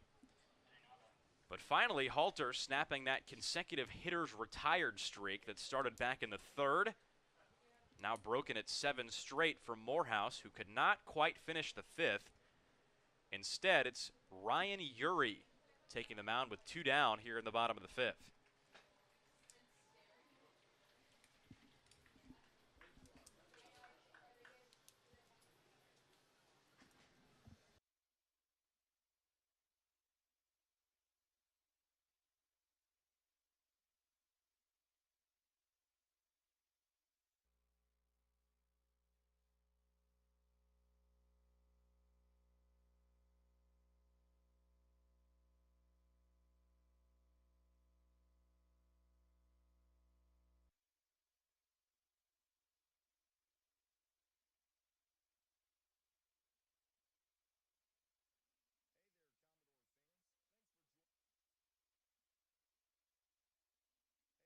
Commodore fans, thanks for joining us and cheering on your Falmouth Commodores.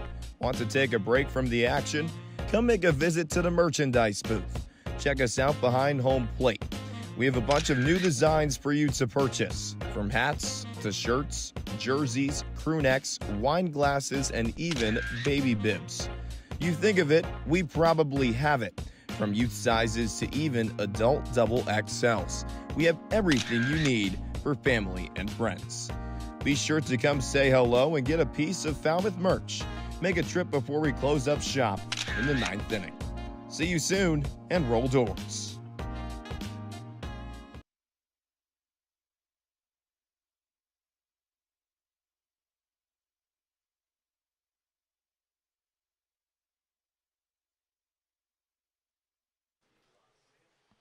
Well, things are still scoreless here at Guv Fuller Field, but the Dores trying to mount something here in the bottom of the 5th inning. They've just chased right-handed starter Zane Moorehouse from the game after a 2-run single by Colby Halter. He stands at first base, and a new pitcher on the mound is Ryan Urey, left-hander out of Oklahoma State, pitching in his 3rd game this summer.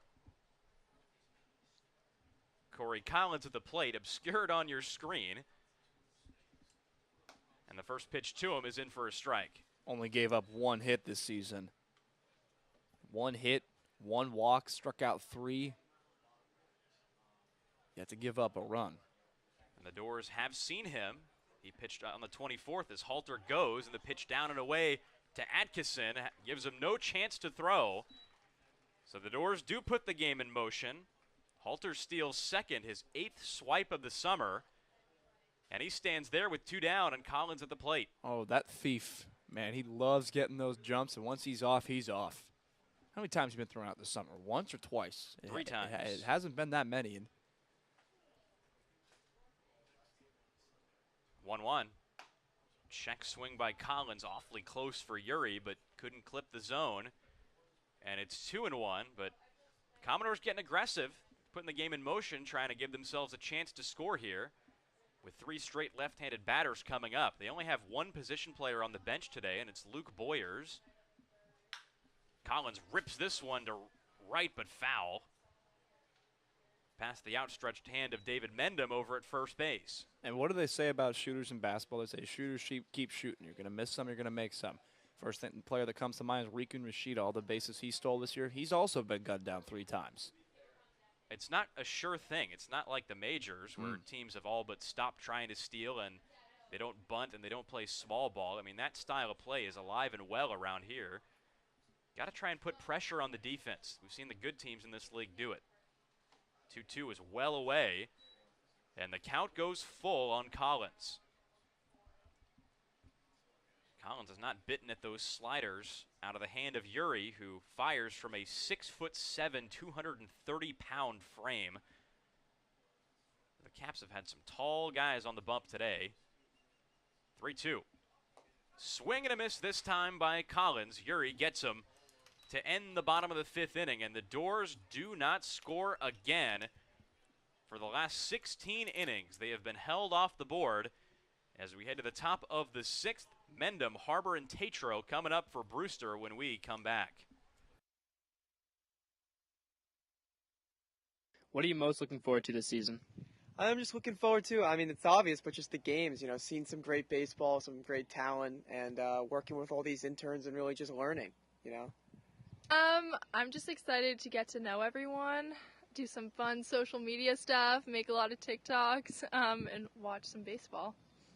I'm looking forward to spending time with all of the other great interns, looking forward to watching good baseball, spending time around the field, and being in Falmouth again. It was just such a great experience last year. I mean, there's nothing better. I mean, it's the best players in the country, and the opportunity to cover them is awesome.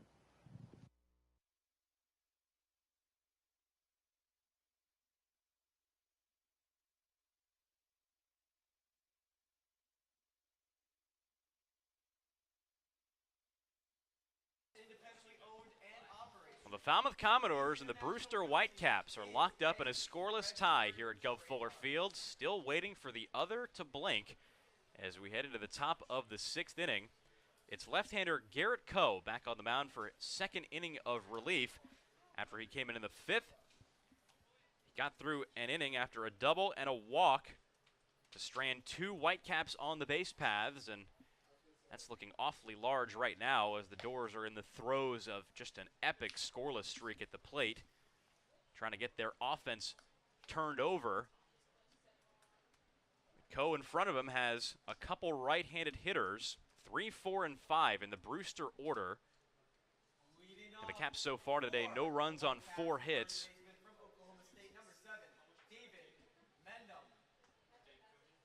Well, take away that first inning last time these two clubs met against each other, where it was a 4-run first.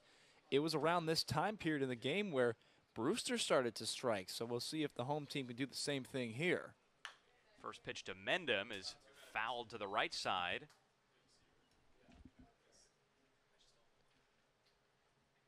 So Mendham, a lefty bat to start things here in the 6th inning.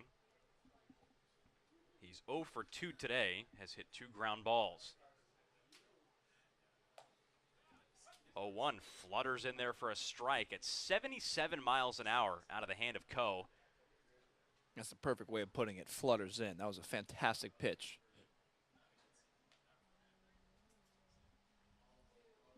Oh, and 2. Just missed off the outside part of the plate. Mendham stays alive for another offering. Awfully close for Coe. And close for Mendham to take with 2 strikes, but just a little outside. 1-2. Check swing. They appeal to third, and John Petula says he didn't go. 2-2. Got to be careful not to lose him here. And Mendham hasn't looked really comfortable in this at-bat, lefty-lefty. Coe, a guy who's probably pretty tough to pick the ball up from out of that big frame. Got him. Struck him out. First K of the game for Coe to start things here in the top of the 6th. And Parks Harbor, the DH, will trot up to the plate with the bases empty and 1 down. He was playing around with that pitch. He wanted the outside part of the strike zone. He wanted him to chase there. He wanted to go there. Very fine effort there by Coe. Obviously, we can't really see who's in the bullpen because these jerseys numbers are a little bit harder to read further away. Harbor swings through that first pitch, and it's 0-1 on the Brewster DH, who's 0 for 2 today and has had a rough go so far this summer. Entered the night hitting 171. Low and in, and it's 1-1. So Coe, a guy who hasn't been lighting up the radar gun today, maxing out in the mid to high 80s, but he's been living down in the 70s with that breaking pitch, and it's had these hitters off balance. 1-2 is skied to right, very high. Brutcher underneath it for out number 2 here in the top of the 6th. We heard from the left side of the field there, Brutch, because he's got that ball. He tracked that ball in nicely. We saw a similar play to lead off the 5th off the bat of Chase Atkinson, who hit what looked like a pop fly that drifted over into fair territory that a diving Brutcher couldn't corral. But Atkinson stayed at second base and didn't score in what has been a pitcher's duel today. An hour and 35 minutes into this game, we have 2 outs in the top of the 6th. 2 away, bases empty. First offering to Tatro, off the fists into left. Collins coming in, has to play it on a hop. Base hit for Tatro, his 2nd hit in as many at-bats. And there's a runner at first with 2 down here in the top of the 6th. I mean, that's just the worst feeling because Collins gave that thing a sprint. Thought maybe something. He wasn't going to get that ball. Perfect way to describe it as well, literally off the fist. Tatro with his 2nd straight single has himself a 2 for 3 day. And Mike Sirota at the plate, 1 for 2 at the plate tonight. Coe dealing with a 2-out base runner. Hits the outside corner, 0-1. There it is again, outside. Coe's got to be alert because Tatro stole both 2nd and 3rd on consecutive pitches back in the 4th inning. He stands at first, doesn't go this time as Sirota checks his swing, but a foul off the plate and it's 0-2. So Garrett Coe trying to get through his second relief outing this summer without allowing an earned run. He's through an inning and 2/3 so far. Made 23 appearances for UConn this spring, had a 3.79 ERA. The 0-2, high and away, and it's 1-2. That's the beauty about being ahead 0-2. Try stuff. Didn't have enough snap on it.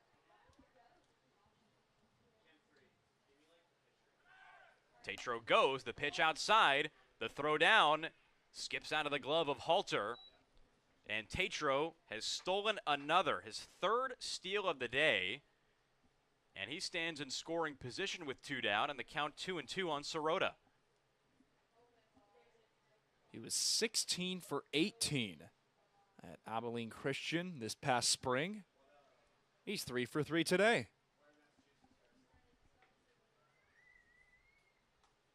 2-2. High and away again. Coe has missed there a couple times with the heater. And the count goes full on Sirota. He's got to be careful. He was ahead in this count, 0-2. Got to win the battle on a full count. Sirota at the plate trying to crack this scoreless tie here in the top of the 6th. 3-2. Softly off the end of the bat to right field. Brutcher coming in underneath it for a routine play. And that ends the top of the 6th. The Whitecaps threaten. They get a runner to second base, but again, they don't score. We go to the bottom of the 6th inning. Brutcher, Walsh, and Pinckney, 4, 5, and 6 coming up for the Commodores. What's your favorite song? My favorite song. Proud to be an American. And I'm proud to be an American, where at least I know I'm free. And what's your favorite breakfast food? Oh, my favorite breakfast. On the West Coast, I don't know if it's a thing back east, but Spam. Wheels or Dores? I think wheels, honestly, because you use wheels like more than I feel like you would use Dores, because if you're moving things around, more than likely it's on a wheel.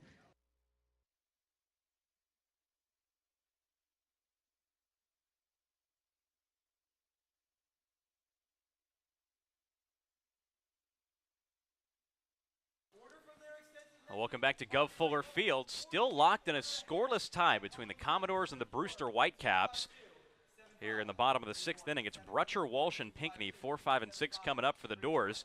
And you see our upcoming schedule as we get into July 4th weekend. The Dores play the Bourne Braves for the second time in 3 days, but tomorrow it's at Bourne. And then the Catuit Kettleers again, 2 straight games. That July 4th matchup out at Lowell Park. Falmouth gets another crack at YD after that, trying to avenge the doubleheader sweep. Another Eastern Division foe, the Firebirds, on July 7th. Falmouth's going to try to beat Hyannis for the first time this season on July 8th, and then again these Whitecaps on July 9th. So a busy upcoming schedule, and this may be the busiest part of this entire lineup of games for the Dores. We're in the midst of a 7 games in 7 days stretch. Got to go all the way down to Orleans. Beautiful ballpark out there, Eldridge Park. One of the only places we still haven't been. I'm looking to see a goose on the field again. They had a 5-minute delay last year with a goose on the field.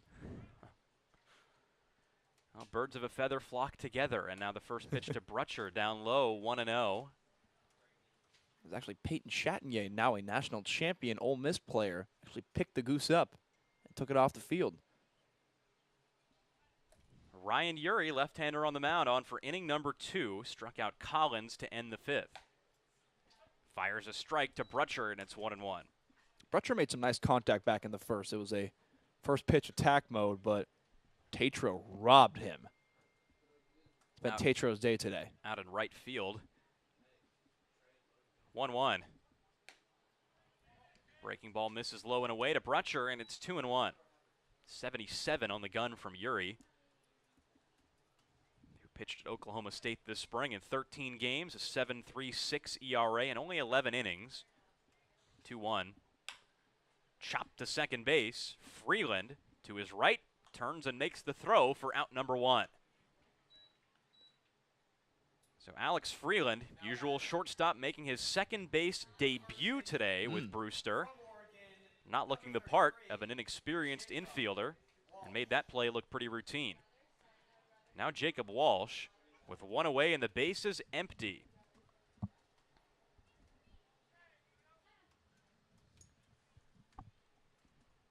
Lefty-lefty matchup. Walsh today 0 for 2. First pitch a strike, and 91, a fastball from Uri, and it's 0-1. 16 1/3 scoreless innings now consecutively for the Dores across 3 games. 0-1 is way high and in. Walsh ducked his head out of the way and turned back with a big exhale. You can see the expression on his face way up here in the booth. And the count even at a ball and a strike. Delayed call from the home plate umpire Brandon Johnson, but good fastball to clip the bottom of the zone, and it's 1-2. Still a steady wind here at Guv Fuller Field, blowing from right field to left. 1-2, check swing. No appeal as Walsh held up, and it's 2-2. Yeah, that 1-1 pitch, very, very fine job from Uri.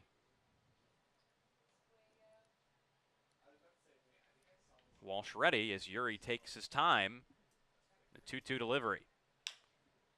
Tapped softly to second base. Freeland again makes the pick and throw in time for the second out here in the bottom of the 6th. Time for a quick score break from around the league as the Hyannis Harbor Hawks lead the Wareham Gatemen 2-0 in the top of the 6th. Catuit Harwich, they're both tied at 2 apiece in the bottom of the 4th. YD leads Orleans 1-0 in the bottom of the 5th. And the Bourne Braves lead the Chatham Anglers at Veterans Field 1-0 in the top of the 3rd.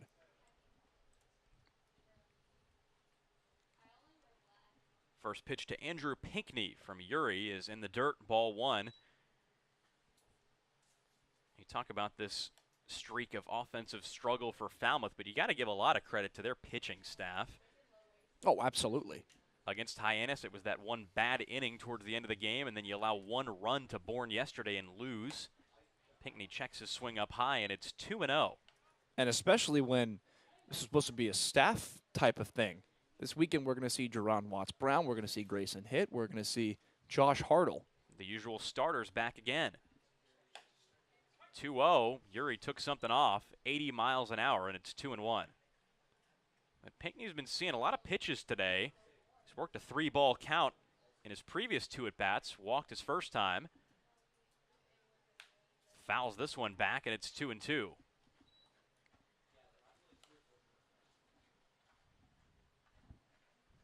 Well, the Dores had their chances off of Zane Moorehouse, the righty starter, who began this game for Brewster. Left runners at second and third and 1 down in the 3rd.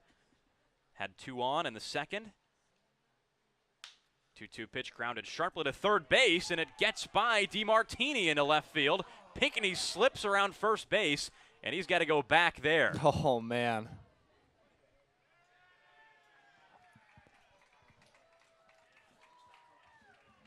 They're advancing him a second because it looked like it actually got out of play.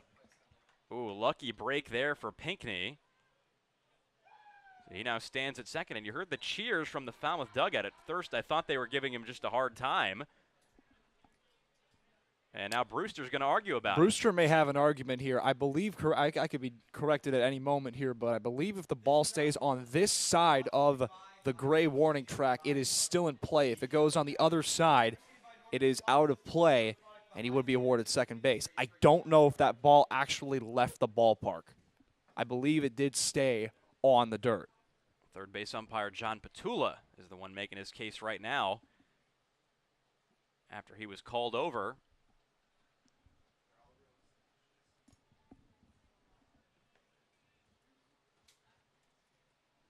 Brewster really getting their money's worth in this conversation.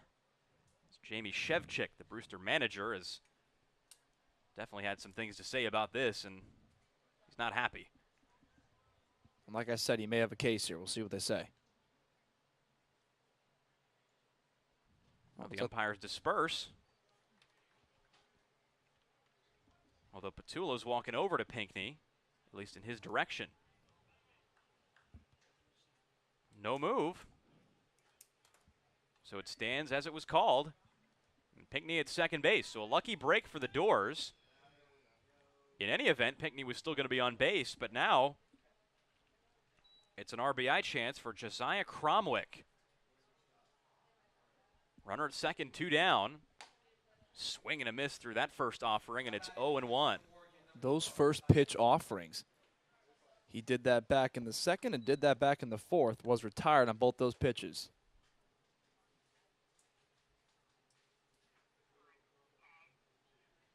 Oh, 1 delivery. Caught on and missed again. Quickly 0-2 on Cromwick. Still searching for that first hit in a Dores uniform. So Pinckney at second had a single down the line that ended up out of play. He now stands at second here in the bottom of the 6th as the Dores try to end this scoreless streak. Got him. Yuri fans Cromwick to end the 6th. We head to the top of the 7th with Atkinson, DeMartini, and Vaz. 7, 8, and 9 in the Brewster order coming up when we return.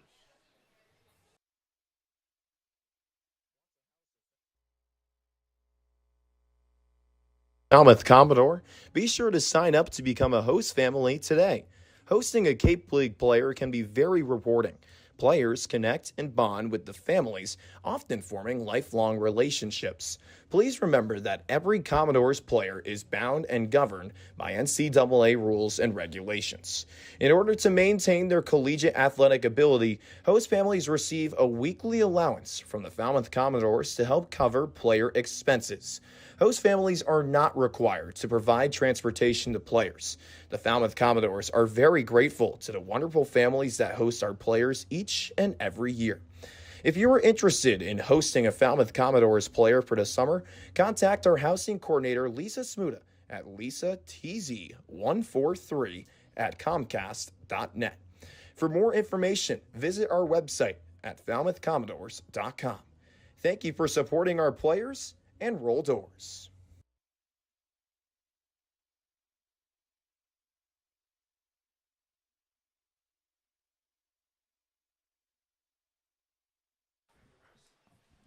Welcome back to Guv Fuller Field, where we are still scoreless in the top of the 7th inning, along with Trey Redfield and Carter Bainbridge. Logan Soforenko with you. Garrett Coe's day is done. 2 innings of work, 2 hits, no runs, obviously. Walked 1 and struck out 1. He yields way to Ryan Slater, the righty out of Florida. And Carter, he's had a pretty interesting and nice start through his first couple of appearances on the 2022 season. Yeah, this Slater's 4th appearance after coming over from Florida.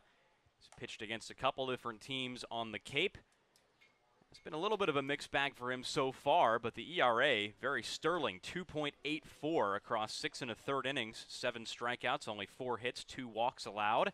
7 strikeouts for this right-hander, who features primarily in his arsenal a fastball in the low 90s and a sharp, downward-moving slider in the mid-80s. Well, he had something very unfortunate happen to him on Tuesday night. His college teammate Ty Evans on the Wareham Gateman took him deep for a 3-run home run. And that's one where they get back into the swing of things in Florida. You say, hey, remember when I did this? But now Slater looking to keep this game scoreless as Atkinson, DeMartini, and Vaz will get things rolling here. First pitch to Atkinson's in there for strike 1. Atkinson has the lone extra base hit for the Brewster Whitecaps. Caps with 5 hits today. The 0-1 is chopped foul. 0-2. And something that the Whitecaps have been struggling with, especially today, is the ability to capitalize when they get deep into counts and deep into holes, especially a 0-2 hole, a 1-2 hole. Stranded 6 runners on base. As the 0-2 misses outside. Oh no, the bunny is back. The bunny is back behind home plate. Hopefully it stays away from the actual line of play. We had this happen in the Wareham game. 1-2. 2-2 now. Uh-oh. Is he on the field? Oh, yep, there he is. He's right behind the batter's area. Just trying to get a good seat of the action. Now you see him run across. There he goes. Behind Cromwick. Well, good things happened the last time there was a rabbit on the field. Good thing happens right there. As Chase Atkinson goes down swinging. And the rabbit making its way onto the field of play. Oh, boy. And there it is. Well, we talked about the goose at Eldridge Park last summer. Got the bunny that is back on the Arnie Allen Diamond at Guv Fuller Field. Maybe the Dores made a deal with the Rally Rabbit last time he was here against the Wareham Hey, Gatemen. it worked. It worked. They won that game, but they haven't quite been the same since. Maybe this is what they need to finally bookend that little curse that's gone on this season. Garrett Coe, who just pitched a very fine job out of a bullpen, coming out, and now here comes Mike Murray trying to get it out. I don't think it realizes it can't go behind or through the bricks.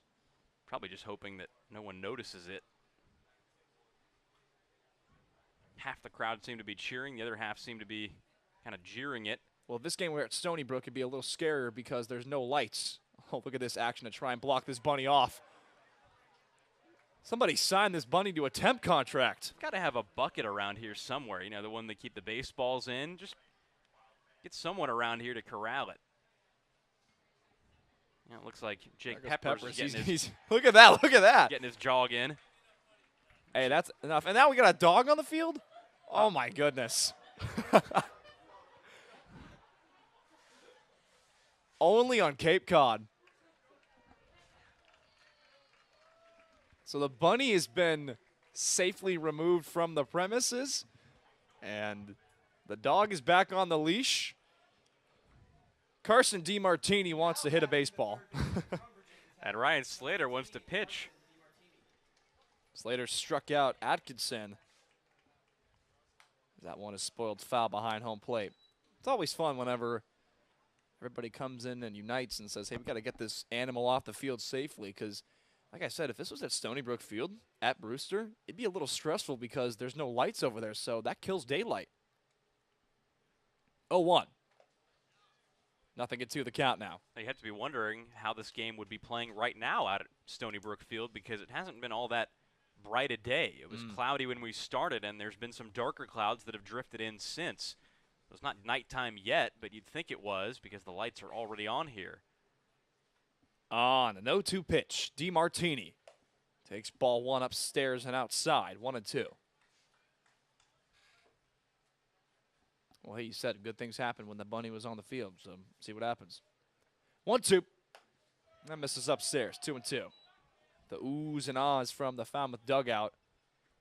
Gutsy take as that pitch did miss just a little upstairs. 2-2. And the count's run full. Well, if the Dores start scoring after that bunny came out here, I'll start believing in anything you want, whether that's fortunes, crystals, tarot cards, whatever, every bit of baseball superstition. Payoff pitch, he got him looking. DiMartini tosses bat. He thought he had walked, but there are 2 gone. Back-to-back strikeouts for Ryan Slater. Well, bang-up job so far by Slater, but I think that DiMartini at least had a credible argument there. At the very least, it was a delayed call from home plate umpire Brandon Johnson. DiMartini thought he had walked, but no dice. So now here is Javier Vaz, the Whitecap center fielder, who is 0 for 2 on the day, a line out and a fly out. First pitch he sees is in there for strike number 1. The Commodores in the bottom of the 7th inning will have Cozart, McKenzie, and Mooney due up. 0-1's in there. Nothing in 2, and Carter Ryan Slater trying to strike out the side as he is working fast, trying to get a quick inning after a lengthy rabbit delay. The 0-2. He jammed him, twisted him up, and he strikes out the side. Well, that was a fun top half of the 7th inning. let's go to the bottom half as we're still scoreless.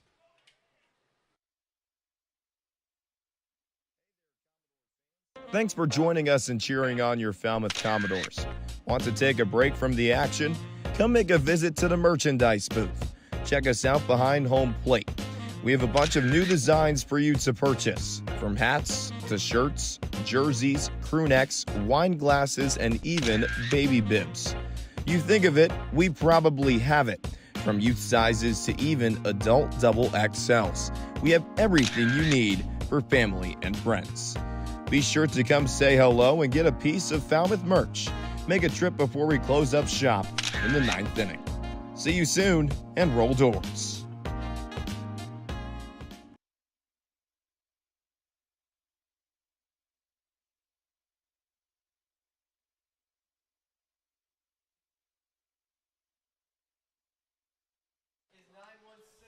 Back here at Guv Fuller Field, we are still scoreless in the bottom of the 7th inning. Hey, just a reminder to follow us on social media, YouTube channel Falmouth Commodores, Instagram and Twitter at Fal Commodores. And yeah, we got a TikTok, Falmouth Commodores, and Facebook, look up Falmouth Commodores. Love the quality that we have in our work, especially when it comes to the socials, along with Trey Redfield, our field reporter, and Carter Bainbridge, Logan Soforenko with you. Well, Jacob Cozart leading this inning off, and we said the Rally Rabbit is in attendance tonight. Any base runners, you talked about it, finding out a way just to disrupt rhythm, just to get base runners is going to be on the table right here in these latter parts of the game. Uri still working on, entered this game in the 5th inning with 2 outs. As Cozart takes strike 1 outside. Cozart struck out swinging on 5 pitches in the 2nd. Flew out on 5 pitches back in the 4th. The 0-1. Breaking ball is sent behind the Brewster dugout. Foul out of play, 0-2. Well, we'll see in this inning what has a more powerful spiritual force to it. The dark matter holding down the door bats or the power of the Rally Rabbit. The 0-2. In the air, deep to left center field. Vaz makes the catch. 1 gone.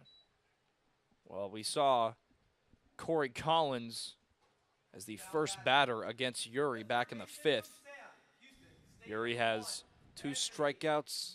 He's forced a couple of groundouts, a pop-up, and a very cumbersome double down that third base line. Anthony McKenzie batting from the righty batter's box. He shows bunt, pulls it back at strike 1. McKenzie 0 for 2 on the day. Struck out looking in the 2nd, grounded out in the 5th. That was from the lefty batter's box with the righty, Zane Moorehouse, shoving through 4 2/3 for the Caps. 0-1 is in the dirt. Very fine pick there by Atkinson.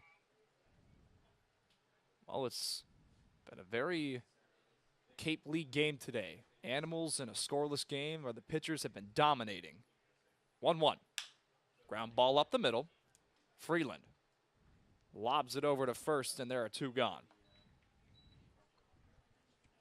That's going to bring up Alex Mooney. Alex Mooney's father was in attendance the other night sitting in the Crow's Nest, which is available for rent, and it's quite a view up there to watch a game elevated here at Guv Fuller Field.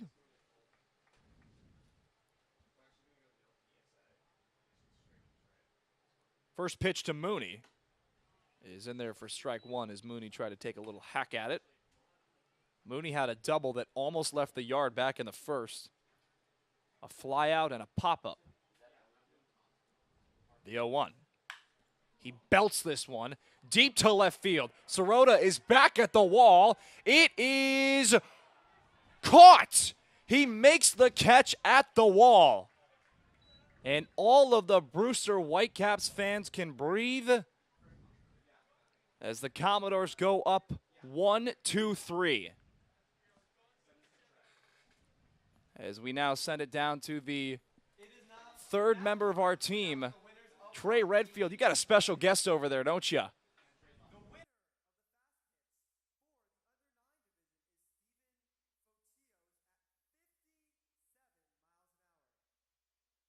Way up there in the home bleachers. 2 years.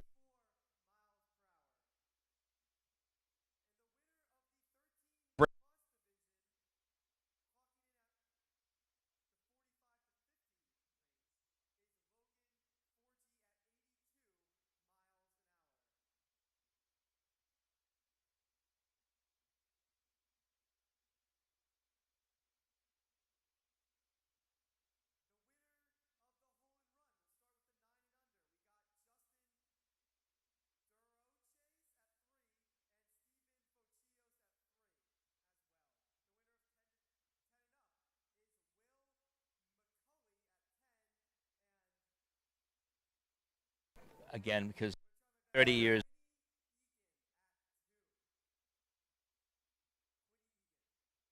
Sunday maybe. We love sports, but I live for the Commodores.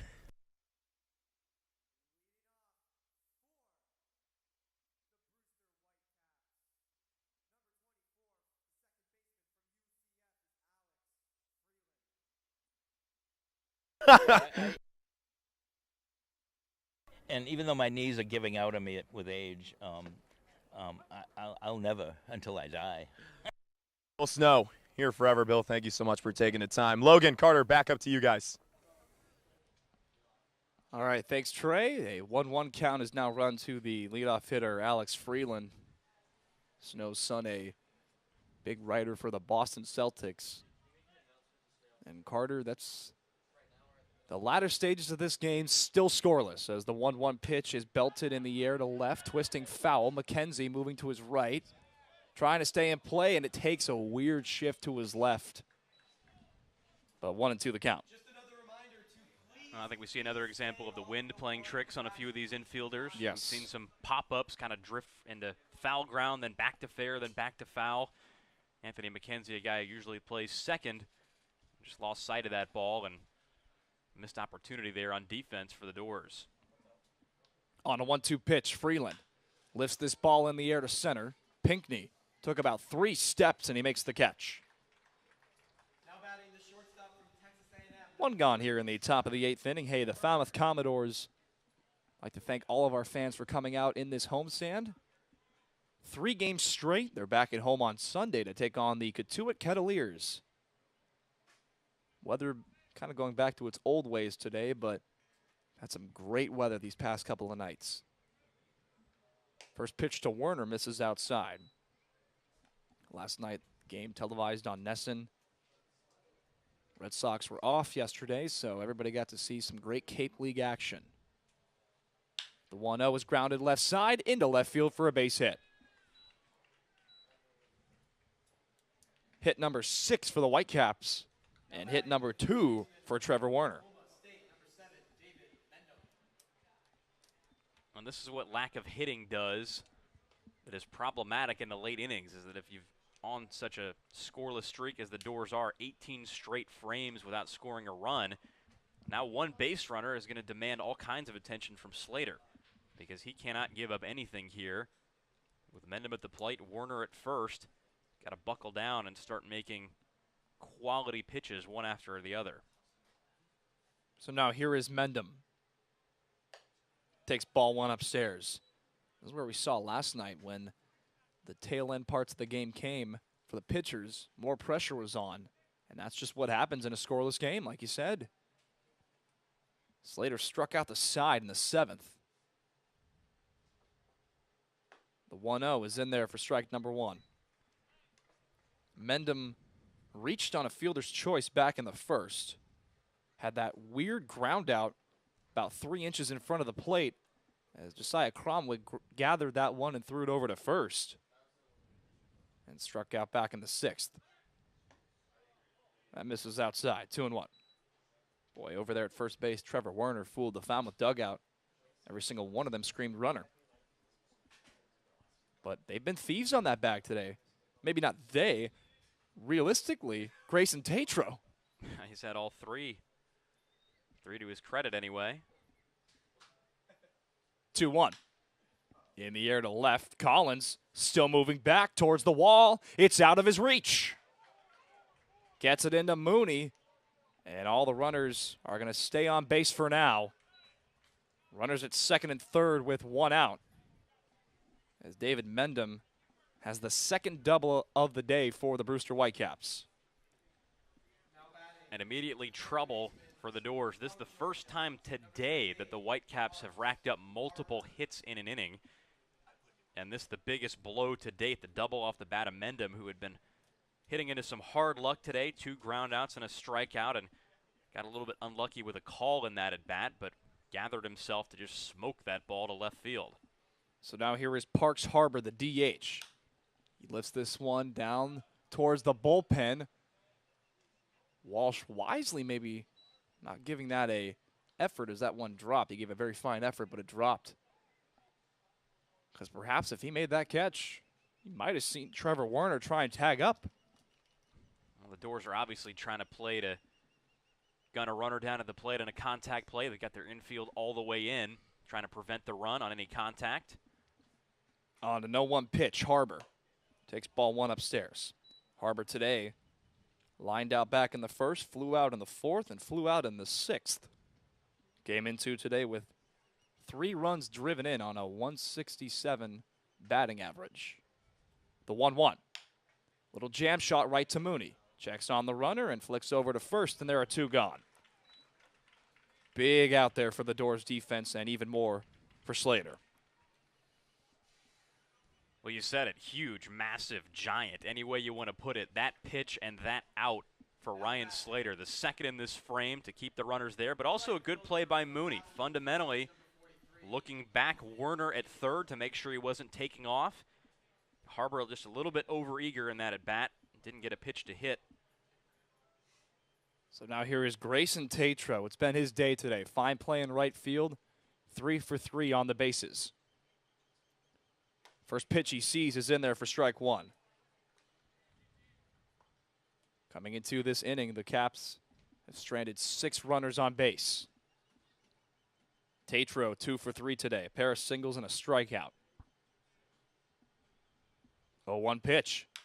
Grounded right side. It stays fair. Walsh gets it himself, and the inning is over. More runners stranded for the Whitecaps as we go to the bottom of the 8th inning. Still scoreless. Fans, sharpen your baseball skills with some of America's finest players from the best college programs in the country. Clinic attendees will have opportunities to work on hitting, base running, infield and outfield play, as well as pitching and catching. Attendees will also participate in Commodore's Chat, where coaches and players discuss topics like sportsmanship, academics, teamwork, and other issues important to being an all-around player. Clinics are offered Tuesday, June 21st through Friday from 9 a.m. to 11:30 a.m. 3 separate clinics will be offered for ages 5 to 14.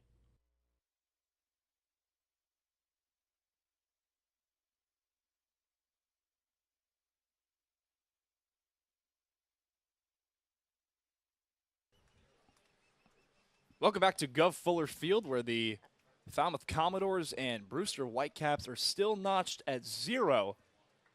Along with Trey Redfield and Carter Bainbridge, Logan Soforenko with you. Falmouth Commodores will have Colby Halter, Corey Collins, and Drew Brutcher due up in this inning. And Carter, that double that was over the head of Collins, that thing just kept on sailing. We thought that that might have been a routine fly out to left, but that thing ended up going all the way to the wall. Well, it's been a game of inches and chances today. Alex Mooney nearly had a home run in the bottom of the 7th to left that was a fly out. David Mendham with that double looked like one that could have very well carried over the fence. Instead, it went over Collins' head to left. But all these runners stranded. Both of these teams 0 for 9 with runners in scoring position today.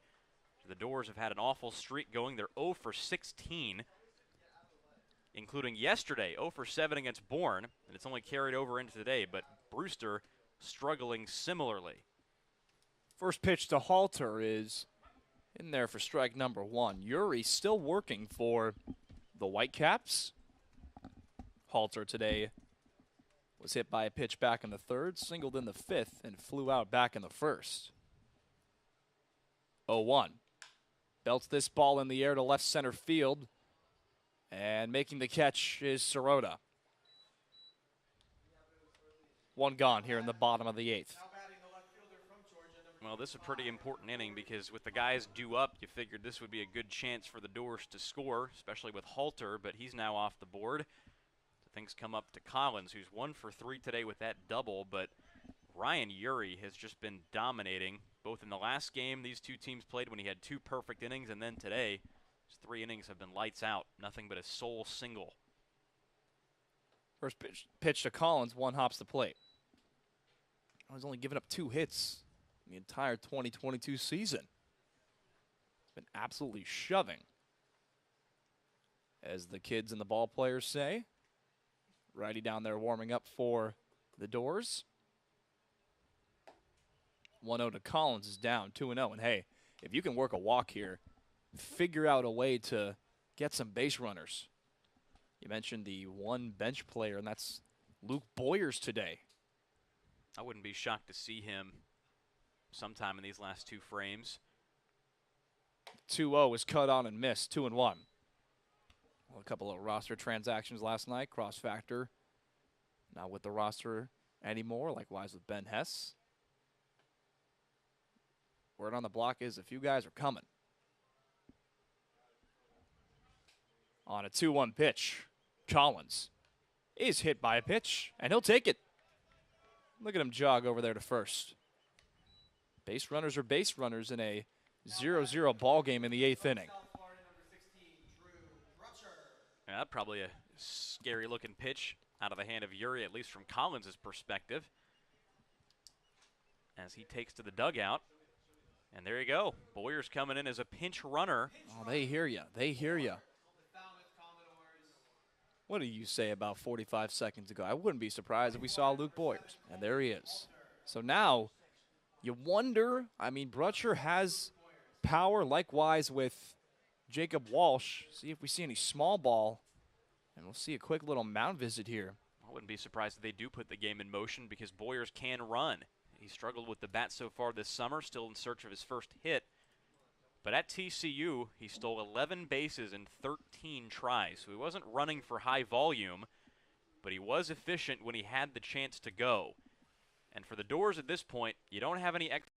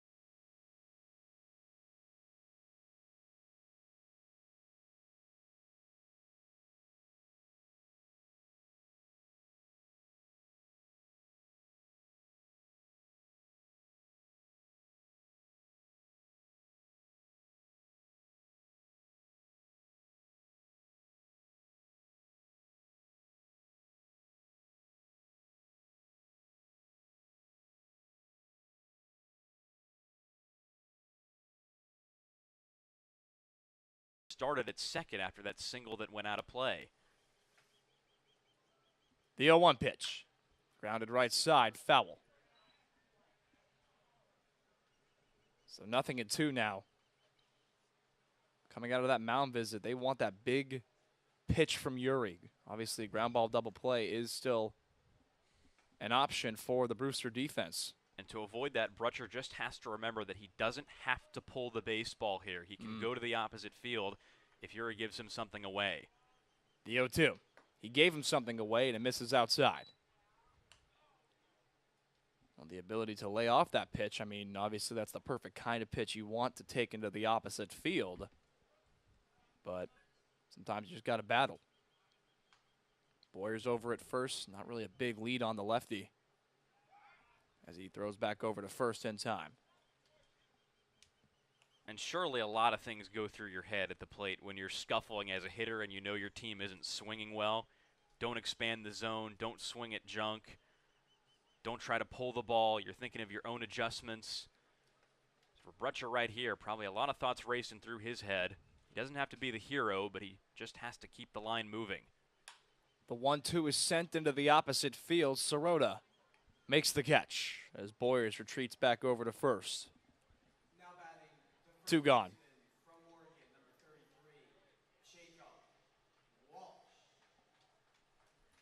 Well, here's a guy who was nearly the hero last night with that deep blast to center field that just couldn't quite muster enough to get out of this ballpark.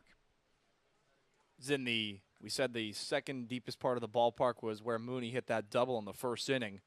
Walsh hit it in the deepest part of the ballpark last night for a flyout. First pitch he sees is a jam shot right to Yuri, and he makes the catch. We go to the top of the 9th inning, still scoreless.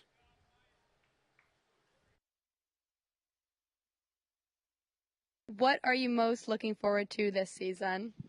Most looking forward to working with all the interns. It's a really good group, and just a couple of days in, we've already started to bond over different things. The Celtics, hanging out with one another, and even the Red Sox as well. There's just so many different things that make this intern group seem like a really good one. Not just being around players that are our age, but being around a bunch of other people that are looking to get something great out of the Commodores. But the favorite part about being like the intern specifically is the ability to like have some creative freedom, because we're not under salary or anything like that. We're here to have fun, but also get work done. There's the perfect level of, or balance of work and fun, but we don't get carried away with it. And I think that's the perfect part about being an intern. And the best part about being an intern, especially at the Commodores, is you get to watch baseball for us broadcasters 6 days a week.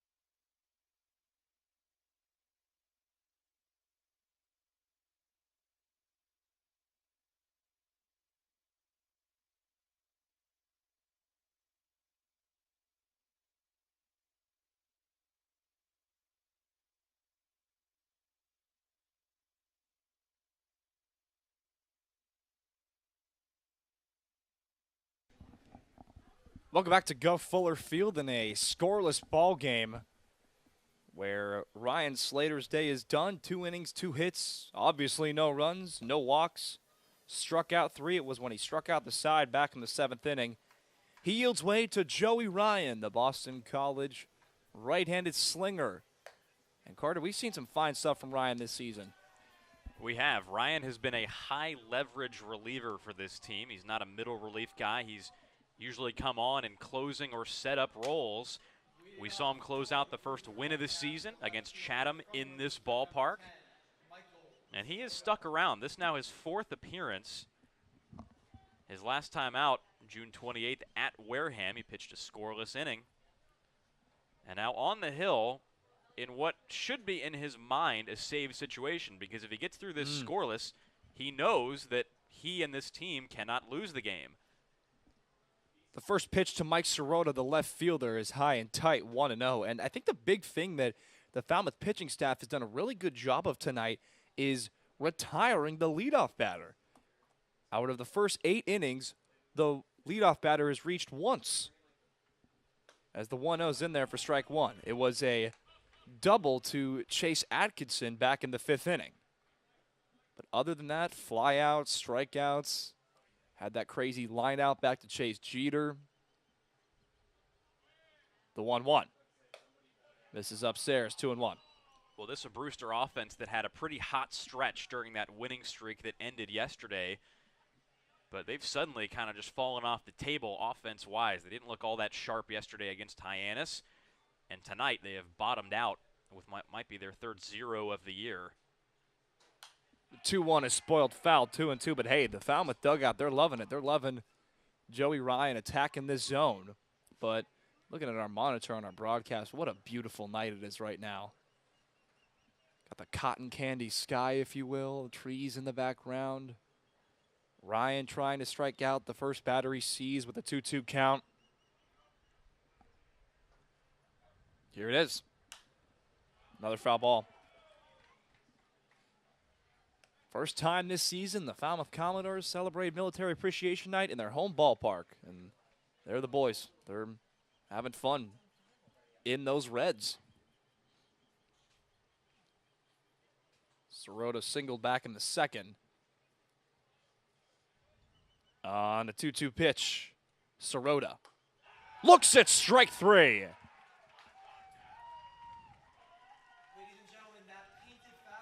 Joey Ryan trying to keep this train rolling.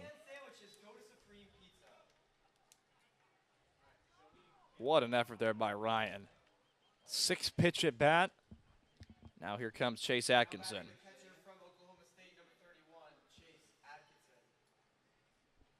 I've not seen a pinch hitter for the Whitecaps. DeMartini on deck. First pitch is high and tight. 1-0. Well, retiring the leadoff man so very big. The Dores have now done it in 8 of 9 innings today. And you see the results. Nothing on the board. Ryan delivers strike 1. Oh, we saw this with Slater. Slater was working fast. Joey Ryan working fast, and that's something this Falmouth team can be proud of, the pitching efforts in these past couple of days. The offense hasn't been there, but their pitchers have been stellar. The 1-1 is torched up the middle for a base hit.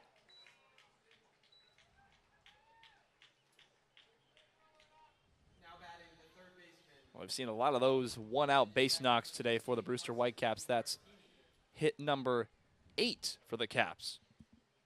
Yeah, they're racking up the hits. They've certainly had base runners today. So far in this game through 8 innings, they've left 8. Atkinson's had himself a nice day. 2 for 4 at the plate. He reached in the 2nd on a fielder's choice and stole a base. But now he yields to a pinch runner. Davis Diaz, who has been such a very highly regarded player from Vandy. He was the batter that extended the game in the first contest. It was 2 outs in the 9th inning. Routine ground ball to Maui Ahuna, E6, and the winning run was in the batter's box next. First pitch to DeMartini is cut on and missed for strike number 1. DeMartini 0 for 3 on the day today.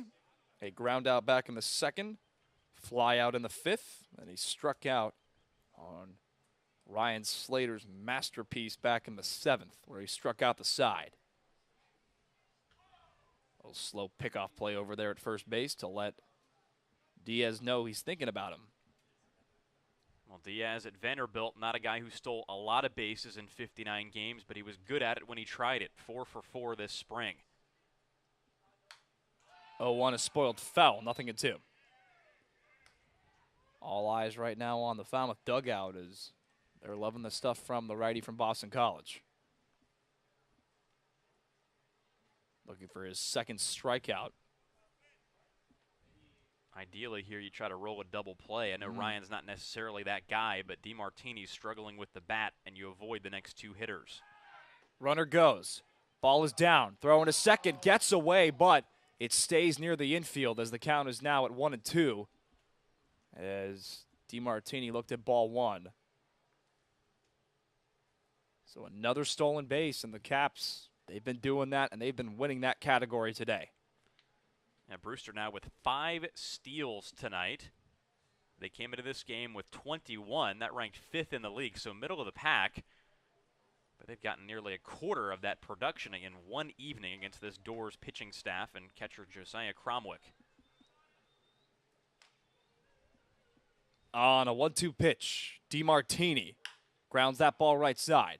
Walsh makes the play over there at first base, but the go-ahead run is now 90 feet away, and it will be up to Javier Vaz as he will try and get his college teammate in to score for the Caps. And you got that smirk on your face. There's some justice here, but Joey Ryan trying to keep it in favor of Falmouth. Not really a smirk, more like nervous tension, because this is one of the, not a guy in this lineup I would want to face right now if I was Ryan. They've got to pull the third baseman, McKenzie, in because Vaz is a contact hitter with good speed. First pitch he sees misses upstairs. Vaz today lined out back in the 3rd, flew out in the 5th, and struck out in the 7th. 0 for 3, but you don't want to keep trying your luck. Big hole there on the right side. The 1-0. That misses upstairs, 2-0, and Joey Ryan with the little smirk there. 2-0 the count. Well, Vaz stands at only 5'8". He's not a very big target to throw strikes to. I think those would have been called strikes to taller hitters, but not so here. On a 2-0 pitch, Vaz chops this one foul, 2-1. And there's a reason Vanderbilt head coach Tim Corbin says that Vaz reminds him of Tony Kemp, current Oakland second baseman, a guy who played at Vanderbilt and who played with Katuitt once upon a time here on the Cape. But both these guys, left-handed bats, slappy hitters, good speed, small stature. A couple of Vandy boys, pretty alike. The 2-1. Oh, what a pitch, and the count's even at 2 apiece. 82-mile-an-hour change of speeds and a hummer for strike 2. Vaz, a good 2-strike hitter, a guy who was a postseason hero last year in the College World Series with Vandy.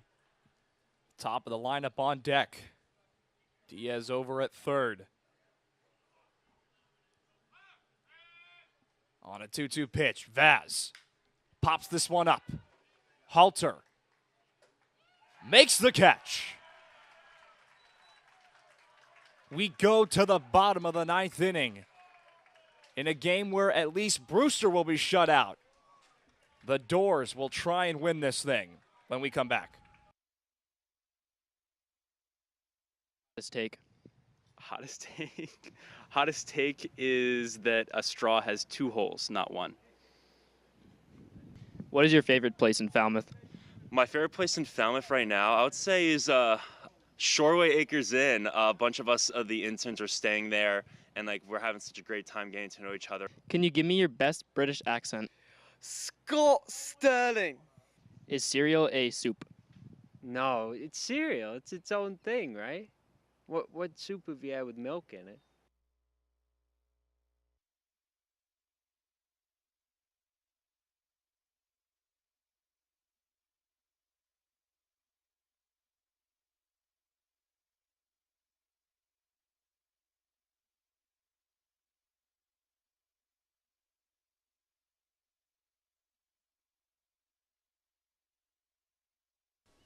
Welcome back to Guv Fuller Field, where the Falmouth Commodores and the Brewster Whitecaps tied at 0 apiece, along with Carter Bainbridge, Logan Soforenko with you. Carter, the Falmouth Commodores can't lose this game.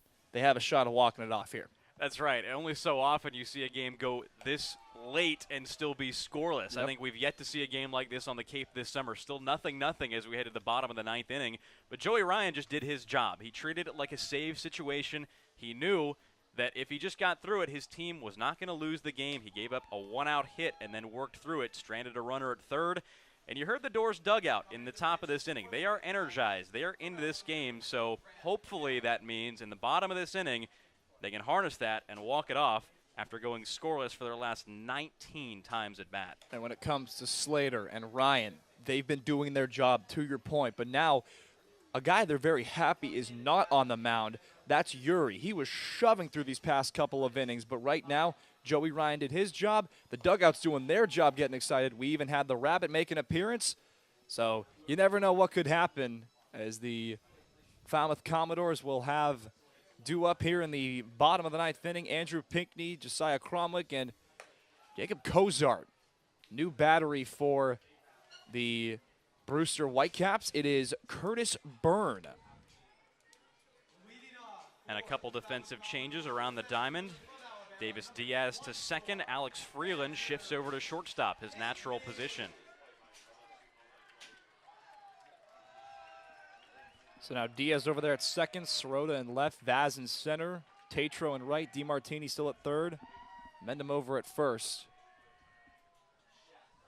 And Grant Taylor on the mound. Grant Taylor, the righty from LSU. First pitch to Pinckney, misses low. Andrew Pinckney does have some home run power, but that's the thing in the bottom of the 9th inning. You don't want to try and do it with one swing. Try and find a way to win when it's just one run you need. 1-0's in there for strike one.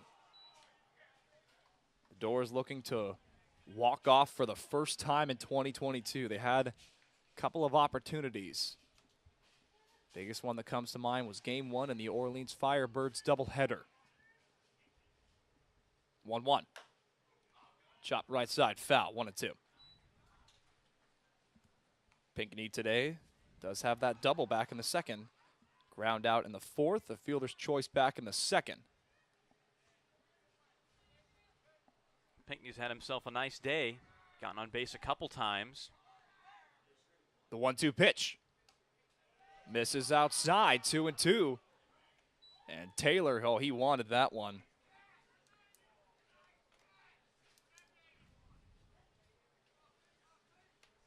On deck is Cromwick. On a 2-2 pitch, Pinckney stays alive. Fine little at bat here, worked by Pinckney. All of his at-bats today have been good so far, but he needs one more time on base. And he was on that fastball. It was elevated from Taylor, and he dropped down to 92 on the gun. He's been up at 95 in this inning. Pinckney nearly had it. The 2-2 again. He got him looking with a filthy breaking ball. One gone here in the bottom of the 9th inning. Well, Taylor missed with that first one that the Brewster dugout wanted, and for good reason. They've had pitches called on them, the Whitecaps have, for most of this afternoon that have been about that far outside. So finally, Brandon Johnson behind the plate awards the Whitecaps with a little bit of that extra edge, but unfortunately, Pinckney sits down a strikeout victim. So now here is Josiah Cromwick, and he is coming up empty on a pitch that disappeared down in the zone. 0-1 the count. Cromwick, fielder's choice back in the second, ground out in the fourth, strikeout back in the sixth. The 0-1. 1-1 now. Just want some base runners. That's what that dugout wants as we keep showing. If nothing else, they're certainly into the game. Being team players, cheering on Cromwick. On a 1-1 pitch, Cromwick lifts this ball foul, out of play. 1-2 now. Well, nothing would feel better for Cromwick than getting his first Falmouth Commodores base hit of the 2022 season in the bottom of the 9th inning in a scoreless ball game.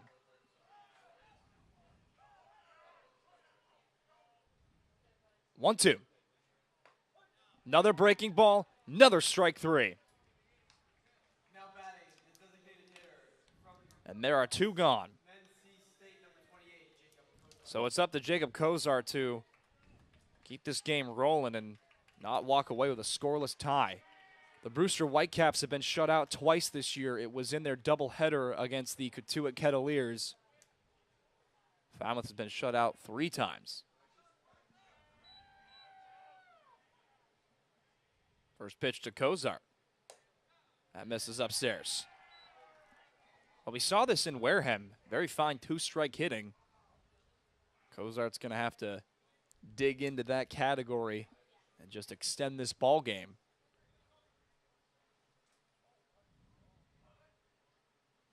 On a 1-0 pitch, Jacob Kozart.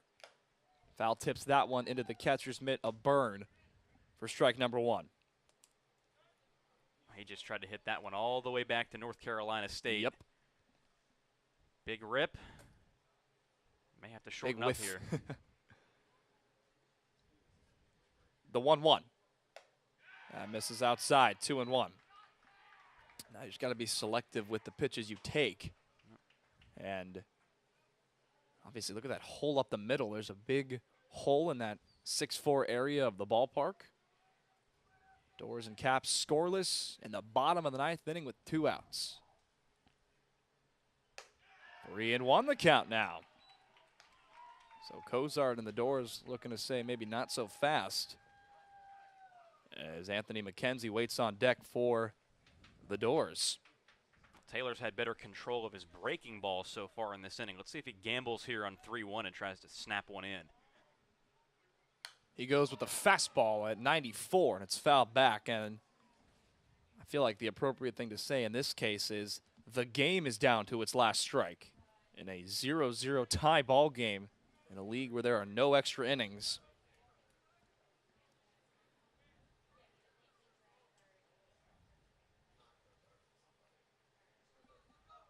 on a payoff pitch, Kozart grounds this one left side. Freeland over there at short now, and he retires Kozart. So, we played 9 full innings, and we don't have a run of offense. It's a 0-0 tie, as the Dores are on the road tomorrow at Durant Park as they take on the Bourne Braves. Not necessarily the most ideal way to end a game, but the Dores didn't lose.